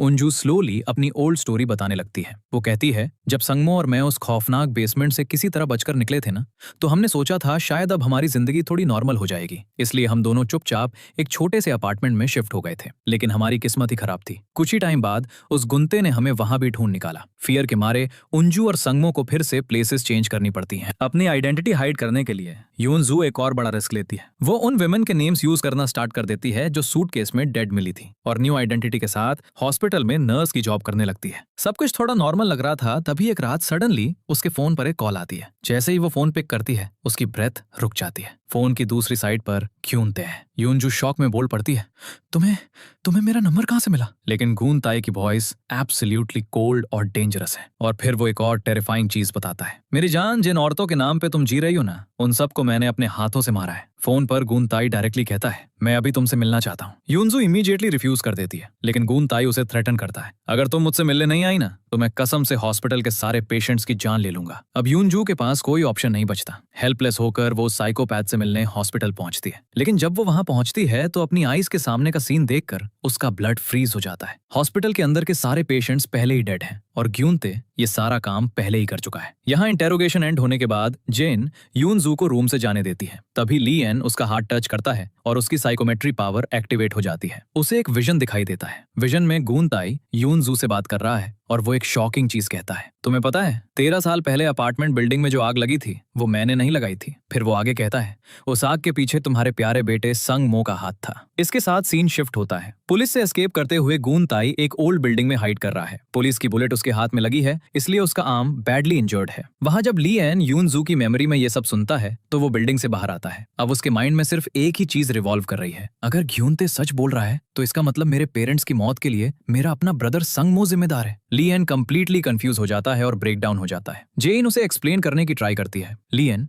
ये भी तो हो सकता है कि गून ताई झूठ बोल रहा हो, तुम्हें बिना सोचे समझे उसकी बातों पर बिलीव नहीं करना चाहिए। लेकिन अब ली एन के माइंड में डाउट एंटर कर चुका है। वो बस ये अंडरस्टैंड नहीं कर पा रहा है कि उसे अपने ब्रदर पर ट्रस्ट करना चाहिए या ग्यूनते की बातों पर। फिर भी इन्वेस्टिगेशन नहीं रुकती। ली एन और जेन केस को फॉरवर्ड मूव करते हैं। जेन सीनियर पुलिस ऑफिसर्स के सामने एक प्रेजेंटेशन देती है और एक्सप्लेन करती है, सर अपार्टमेंट फायर इंसिडेंट और हॉस्पिटल फायर इंसिडेंट एक्चुअली एक ही चेन से जुड़े हुए हैं और इन सब के बीच में एक ही नाम बार बार सामने आ रहा है, गून ताई। वो ये भी कहती है और चांसेस हैं कि गून ताई का बेटा सॉन्ग मो भी इन इंसिडेंट्स में पूरी तरह इन्वॉल्व हो सकता है। ये सुनकर रूम में बैठे सारे पुलिस ऑफिसर्स शॉक हो जाते हैं। इसके बाद पुलिस सिटी के सारे सिक्योरिटी कैमरास चेक करना स्टार्ट कर देती है ताकि संग मो की लोकेशन फाइंड की जा सके। कुछ टाइम बाद फुटेज में संग मो एक एरिया में रोड पर वॉक करता हुआ दिखाई देता है। उसकी मूवमेंट को ट्रैक करते हुए पुलिस मैप पर मार्क करना स्टार्ट कर देती है कि वो किन प्लेसेस पर गया था। एक फुटेज में सॉन्ग मो एक मोटेल में एंटर करता हुआ दिखाई देता है। ये देखकर ली एन, जेन और डे नेम इमीडिएटली उस मोटेल की तरफ निकल पड़ते हैं। लेकिन जब वो वहां पहुंचते हैं तब तक सॉन्ग मो वहां से पहले ही जा चुका होता है। अब ली एन अपनी साइकोमेट्री एबिलिटी यूज करने का डिसाइड करता है। वो रूम के अंदर एक डेस्क को टच करता है और इमीडिएटली उसे एक विजन दिखाई देता है। विजन में सॉन्ग मो उसी रूम में खड़ा है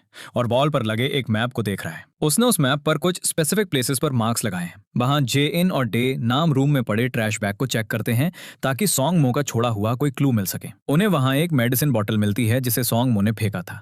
वो इन्वेस्टिगेशन के लिए उस बॉटल को एविडेंस के तौर पर रख लेते हैं। फिर ली आन, जे इन और दे नाम को अपने विजन के बारे में बताता है। पता है, मैंने विजन में देखा कि सॉन्ग मो वॉल पर लगे एक मैप को देख रहा था और उसने उस मैप पर कुछ स्पेसिफिक जगहों पर मार्क्स लगा रखे थे। जे इन इमीडिएटली समझ जाती है ये सारी प्लेसेस पक्का कोई अबैंडन बिल्डिंग्स होंगी। अब सब सोचने लगते हैं शायद सॉन्ग मो उन जगहों पर इसलिए जा रहा है क्योंकि उसे लगता है कि ग्यूनते वहीं कहीं छुपा होगा। कुछ देर डिस्कशन के बाद वो एक प्लेस डिसाइड करते हैं, एक ओल्ड अबैंडन्ड हॉस्पिटल। उनका लॉजिक सिंपल है, ग्यूनते बुरी तरह इंजर्ड है और उसे अपने घाव के लिए पक्का मेडिसिन चाहिए होगी और एक हॉस्पिटल से अच्छी जगह क्या हो सकती है। जब ली आन, जे इन और दे नाम उस अबैंडन्ड हॉस्पिटल पहुंचते हैं तो ली आन वहां भी अपनी साइकोमेट्री पावर यूज करता है ताकि पता चल सके कि वहां पहले क्या हुआ था। जब ली आन अबैंडन्ड हॉस्पिटल के अंदर एक ओल्ड डोर टच करता है उसकी साइकोमेट्री पावर एक्टिवेट हो जाती है। उसे इमीडिएटली एक विजन दिखाई देता है। विजन में गून ताई उस प्लेस पर आता हुआ दिखाई देता है। लेकिन सबसे शॉकिंग चीज ये है कि सॉन्ग मो भी पहले से वहां प्रेजेंट है। जैसे ही सॉन्ग मो ग्यूनते को देखता है बिना एक सेकंड वेस्ट किए वो उस पर अटैक कर देता है। वो इमीडिएटली उसकी बॉडी में एनेस्थेटिक इंजेक्ट कर देता है जिसकी वजह से ग्यूनते स्लोली अनकॉन्शियस हो जाता है। उसके बाद सॉन्ग मो उसे अपने साथ लेता है और उस प्लेस से चला जाता है। विजन एंड होने के बाद ली आन, जे इन और दे नाम समझने की ट्राई करते हैं सॉन्ग मो ग्यूनते को कहां ले गया होगा, लेकिन उन्हें कोई सॉलिड क्लू नहीं मिलता। अगले दिन इन्वेस्टिगेशन फिर से स्टार्ट होती है। सू यॉन उस मेडिसिन बॉटल को इन्वेस्टिगेट करती है जिसे सॉन्ग मो ने मोटेल के ट्रैश बैग में फेंका था। इन्वेस्टिगेशन के बाद वो बताती है, गाइज वो मेडिसिन एक्चुअली एक एनेस्थेटिक है और सबसे शॉकिंग चीज, सॉन्ग मो बहुत टाइम से खुद इस एनेस्थेटिक को ले रहा था। ये सुनकर ली आन कंप्लीटली सरप्राइज हो जाता है। वो हमेशा सोचता था शायद सॉन्ग मो को एलेक्सीथाइमिया है क्योंकि वो कभी अपने इमोशंस शो नहीं करता था। लेकिन अब ट्रुथ सामने आ जाता है। सॉन्ग मो अपने इमोशंस हाइड करने के लिए एनेस्थेटिक नहीं ले रहा था बल्कि ली आन की साइकोमेट्री पावर से बचने के लिए ले रहा था ताकि ली आन कभी उसका पास्ट रीड ना कर सके। वहां दूसरी प्लेस पर सॉन्ग मो ने ग्यूनते को एक रूम में कैप्टिव रखा हुआ है। ग्यूनते के हाथ बंधे हैं और वो कंप्लीटली हेल्पलेस है। रूम के कॉर्नर में बैठे हुए सॉन्ग मो एक कोल्ड वॉइस में कहता है, मैं तुम्हें यहीं सड़ने के लिए छोड़ दूंगा जब तक तुम्हारे हाथ का जख्म पूरी तरह सेप्टिक ना हो जाए। लेकिन ग्यूनते कंप्लीटली काम रहता है और स्माइलिंगली कहता है, मुझे टॉर्चर करके तुम्हें कुछ हासिल नहीं होने वाला, मुझे बिल्कुल दर्द महसूस नहीं होता। ये सुनकर सॉन्ग मो स्लोली अपनी चेयर से उठता है और उसे एक कोल्ड गेज से देखते हुए कहता है, अच्छा तो मैं तुम्हें तब तक तड़पाऊंगा जब तक तुम्हें दर्द महसूस ना होने लगे। उसके बाद सॉन्ग मो ग्यूनते को ड्रैग करके बाथरूम ले जाता है और बार बार उसका हेड बाथटब के पानी में डुबोने लगता है। कुछ देर बाद ग्युनते पैनिक करने लगता है क्योंकि उसकी ब्रेथ रुकने लगती है और उसके रेस्पिरेटरी ट्रैक्ट में पेन होने लगता है। ये देखकर संगमो के फेस पर एक स्लाइट स्माइल आ जाती है। गुनते हाँफते हुए कहता है, मुझे दर्द महसूस नहीं होता, लेकिन ये घुटन एक डिफरेंट चीज है। सांस ना ले पाना वो नॉर्मल पेन से बहुत अलग है। यहाँ पुलिस स्टेशन में जेन और उसकी टीम अभी भी केस इन्वेस्टिगेट कर रही है। तभी सडनली संगमो खुद पुलिस स्टेशन पहुंच जाता है। उसे देखकर जेन, लिए और वहां प्रेजेंट सारे पुलिस ऑफिसर्स शॉक हो जाते हैं। वो बस बिलीव नहीं कर पाते, संगमो इतनी आसानी से खुद वापस आ गया। लिए एंगर में उसकी तरफ बढ़ता है। जैसे ही वो उसे कन्फ्रंट करने वाला होता है, तभी संगमो उसे बिल्कुल बीच में रोक देता है और काम वॉइस में कहता है, मैं यहाँ आज अपनी स्टेटमेंट देने आया हूँ और मैं इंटेरोगेशन के लिए पूरी तरह रेडी हूँ। इसके बाद जेन और सोंगमो इंटेरोगेशन रूम में जाते हैं। इंटेरोगेशन के दौरान सोंगमो बताता है, हाँ मेरी गुंटे के साथ फाइट हुई थी क्योंकि मैं किसी भी हाल में अपनी मदर को बचाना चाहता था। वो कहता है, मेरी मदर और मैं सालों तक पागलों की तरह एक जगह से दूसरी जगह भागते रहे, सिर्फ उस गूंताई से बचने के लिए। जेन इमीडिएटली पूछती है, तो बताओ गुंते अब कहाँ है? लेकिन संगमो डायरेक्ट आंसर देने से रिफ्यूज कर देता है। फिर वो अपनी चेयर से उठता है और कहता है, बस बहुत हो गया मेरी तरफ से इंटेरोगेशन, यहीं खत्म होती है। ये देखकर लिए अंदर से एंगर और डिसअपॉइंटमेंट से भर जाता है। हॉलवे में जाकर वो सोंगमो को रोकता है और एंगर में उसका हाथ पकड़ लेता है और फिर पहली बार लिए सोंगमो का पास देख पाता है क्योंकि सोंगमो ने एनेस्थेटिक लेना स्टॉप कर दिया था। विजन में लिए देखता है गूंताई एक रूम में बंधा हुआ कैप्टिव है, उसके हाथ बंधे हैं। ये देखकर लिएन कंप्लीटली शॉक हो जाता है। अब उसे पता चलता है, शिट, सोंगमो ने ही गूंताई को किडनैप किया है। लेकिन प्रॉब्लम ये है कि उसके पास कोई सॉलिड एविडेंस नहीं है, इसलिए वो और उसकी टीम चाहकर भी संगमो को अरेस्ट नहीं कर पाते और हेल्पलेस होकर उन्हें उसे जाने देना पड़ता है। पुलिस स्टेशन से लीव करने से पहले सोंगमो अपनी मदर की सेल में जाता है और उन्हें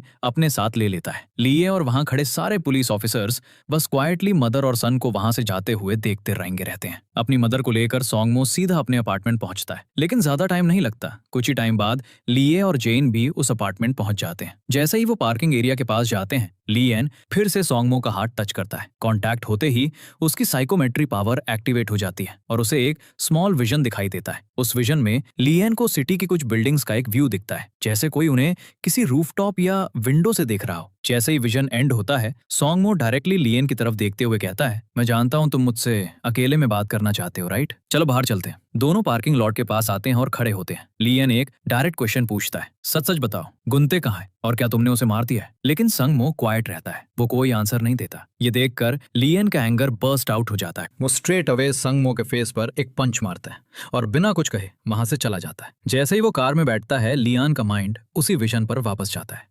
उसे याद आता है, मैंने संगमो की मेमोरी में कुछ बिल्डिंग्स का एक स्पेसिफिक व्यू देखा था। फिर उसे एक आइडिया आता है। लियान सोचता है, शायद वो बिल्डिंग्स वही व्यू हैं जो संगमो कहीं खड़े होकर देख रहा था और पॉसिबल है कि ये वही प्लेस है जहां उसने गूंताई को कैप्टिव रखा है। अगले दिन लिया और जेन उस प्लेस को ढूंढने का प्लान बनाते हैं। वो सिटी मैप ओपन करते हैं और लियान मैप पर उन बिल्डिंग्स को मार्क करना स्टार्ट कर देता है जो उसने अपने विजन में देखी थी।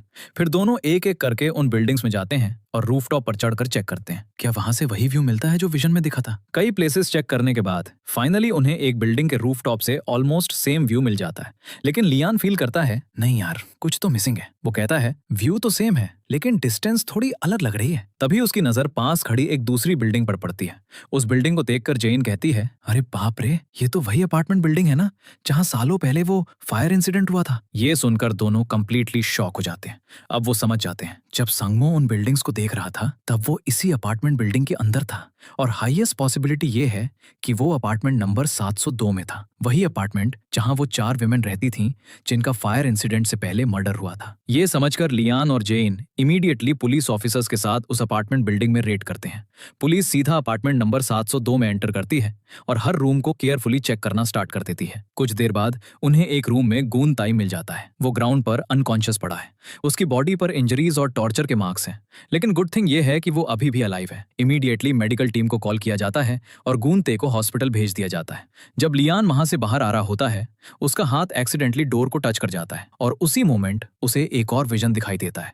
इस बार ये पास्ट का एक सीन है जब संगमो सिर्फ एक टीनेजर था। विजन में दिखता है संगमो को पता चल गया था गूंते मेरे अपार्टमेंट में आने वाला है ताकि वो जबरदस्ती ऊंजू को अपने साथ ले जा सके। इसलिए संगमो अपनी मदर से कहता है, मॉम आप प्लीज पहले यहाँ से चली जाइए, बाकी सब मैं खुद हैंडल कर लूंगा। उसकी मदर हेजिटेट करती हैं, लेकिन संगमो उन्हें कन्विंस कर लेता है। जैसे ही उसकी मदर वहां से जाती हैं, संगमो सीधा अपार्टमेंट 702 में जाता है। वहां चारों विमेन उस टाइम बैठकर टी पी रही हैं और बात कर रही हैं। संगमो को देखकर वो स्माइल करती हैं और कहती हैं, अरे बेटा जाओ उंजू को भी बुला लो, हम सब साथ में बैठकर चाय पियेंगे। लेकिन संगमो कामली कहता है, मॉम अभी बिजी हैं, इसलिए मैं उनकी जगह पर आ गया हूँ। कुछ देर बाद गूंते भी उस अपार्टमेंट बिल्डिंग में आ जाता है। संगमो उसे कॉरिडोर में वॉक करते हुए देखता है जब वो अपने अपार्टमेंट की तरफ जा रहा होता है। लेकिन जब गूंते अपार्टमेंट पहुंचता है तो उसे वहां ऊंजू नहीं मिलती, इसलिए एंगर में वो अपना सूटकेस वहीं छोड़ देता है और वापस चला जाता है। जब संगमो को फील होता है सिचुएशन सेफ हो गई है तो वो अपने अपार्टमेंट वापस आता है। वहां उसे गूंते का छोड़ा हुआ सूटकेस मिलता है। क्यूरियोसिटी में वो सूटकेस खोलता है, वो कंप्लीटली शॉक रह गया। सूटकेस के अंदर एक बर्न्ड डेड बॉडी, कुछ लाइटर्स और एक नाइफ है।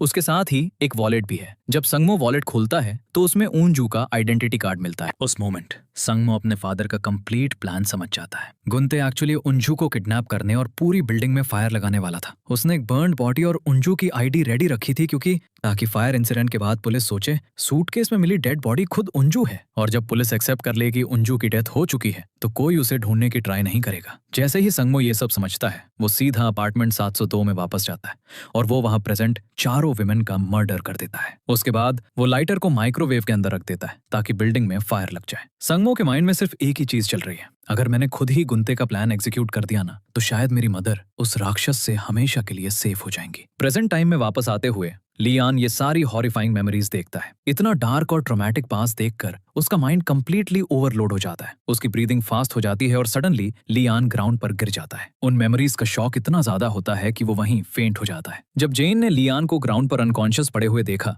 तो वो कंप्लीटली पैनिक हो गई। वो इमीडिएटली भागकर उसके पास गई और उसे हिलाते हुए कॉन्शियसनेस में लाने की ट्राई करने लगी। लियान, लियान आंखें खोलो प्लीज। कुछ देर बाद finally Lian slowly consciousness regain करता है। जैसे ही वो उठता है उसका फेस शॉक और सैडनेस से भरा हुआ है। जेन की तरफ देखते हुए वो स्लोली कहता है, जेन ये सच है, अपार्टमेंट बिल्डिंग में आग खुद संगमो ने ही लगाई थी। फिर वो जेन को विजन में देखी सारी बातें बताता है। मैंने सब देखा कैसे संगमो ने गुंते का पूरा प्लान समझ लिया था, कैसे उसने अपार्टमेंट 702 की उन सारी औरतों को मार दिया और कैसे उसने खुद बिल्डिंग में आग लगाई। ये सब बताते हुए सडनली लियान को एक और चीज याद आती है। उसकी आईज कंप्लीटली वाइड हो जाती हैं और वो कहता है, अरे रुको, संगमो तो अभी भी इसी बिल्डिंग में है। ये कहते ही वो इमीडिएटली खड़ा होता है और पूरी बिल्डिंग में अपने ब्रदर को सर्च करना स्टार्ट कर देता है। कुछ देर बाद लियान को फाइनली संगमो एक रूम में मिल जाता है। ये वही रूम है जहां से सालों पहले दोनों फायर से एस्केप करने के लिए विंडो से कूदे थे। रूम के अंदर संगमो विंडो के सामने खड़ा बाहर देख रहा है। लियान स्लोली उसके पास आता है। तभी संगमो मुड़ता है और उसकी तरफ देखता है। उसकी आंखों में टीयर्स हैं। वो स्लोली कहता है, लियान हो सके तो मुझे माफ कर देना। उसकी वॉइस ब्रेक हो रही है। वो आगे कहता है, तुम्हारे पेरेंट्स की मौत के लिए मैं खुद जिम्मेदार हूँ। संगमो फिर खुद को ब्लेम करते हुए कहता है, मैं इतने भयानक मर्डर्स कर सका न सिर्फ इसलिए क्योंकि मैं गुंते जैसे एक कोल्ड साइकोपैथ का बेटा हूँ। लेकिन फिर लियान की तरफ देखते हुए वो कहता है, लेकिन सच कहूँ जब से मैं तुमसे मिला तब से मुझे लगने लगा कि मैं भी एक इंसान हूँ। अपनी आंखों से टीयर्स बहते हुए वो कहता है, मुझे भी इमोशंस फील होने लगे और अब मुझे अपने किए गए हर एक जुर्म के लिए बहुत ज्यादा पछतावा होता है। तभी रूम का डोर खुलता और जेन वहां आती है। उसे देखकर संगमो भी अपना हेड नीचे झुका लेता है। वो स्लोली कहता है, जेन मुझे भी माफ कर देना, तुम्हें और तुम्हारे पापा को सिर्फ मेरी वजह से इतना दर्द सहना पड़ा।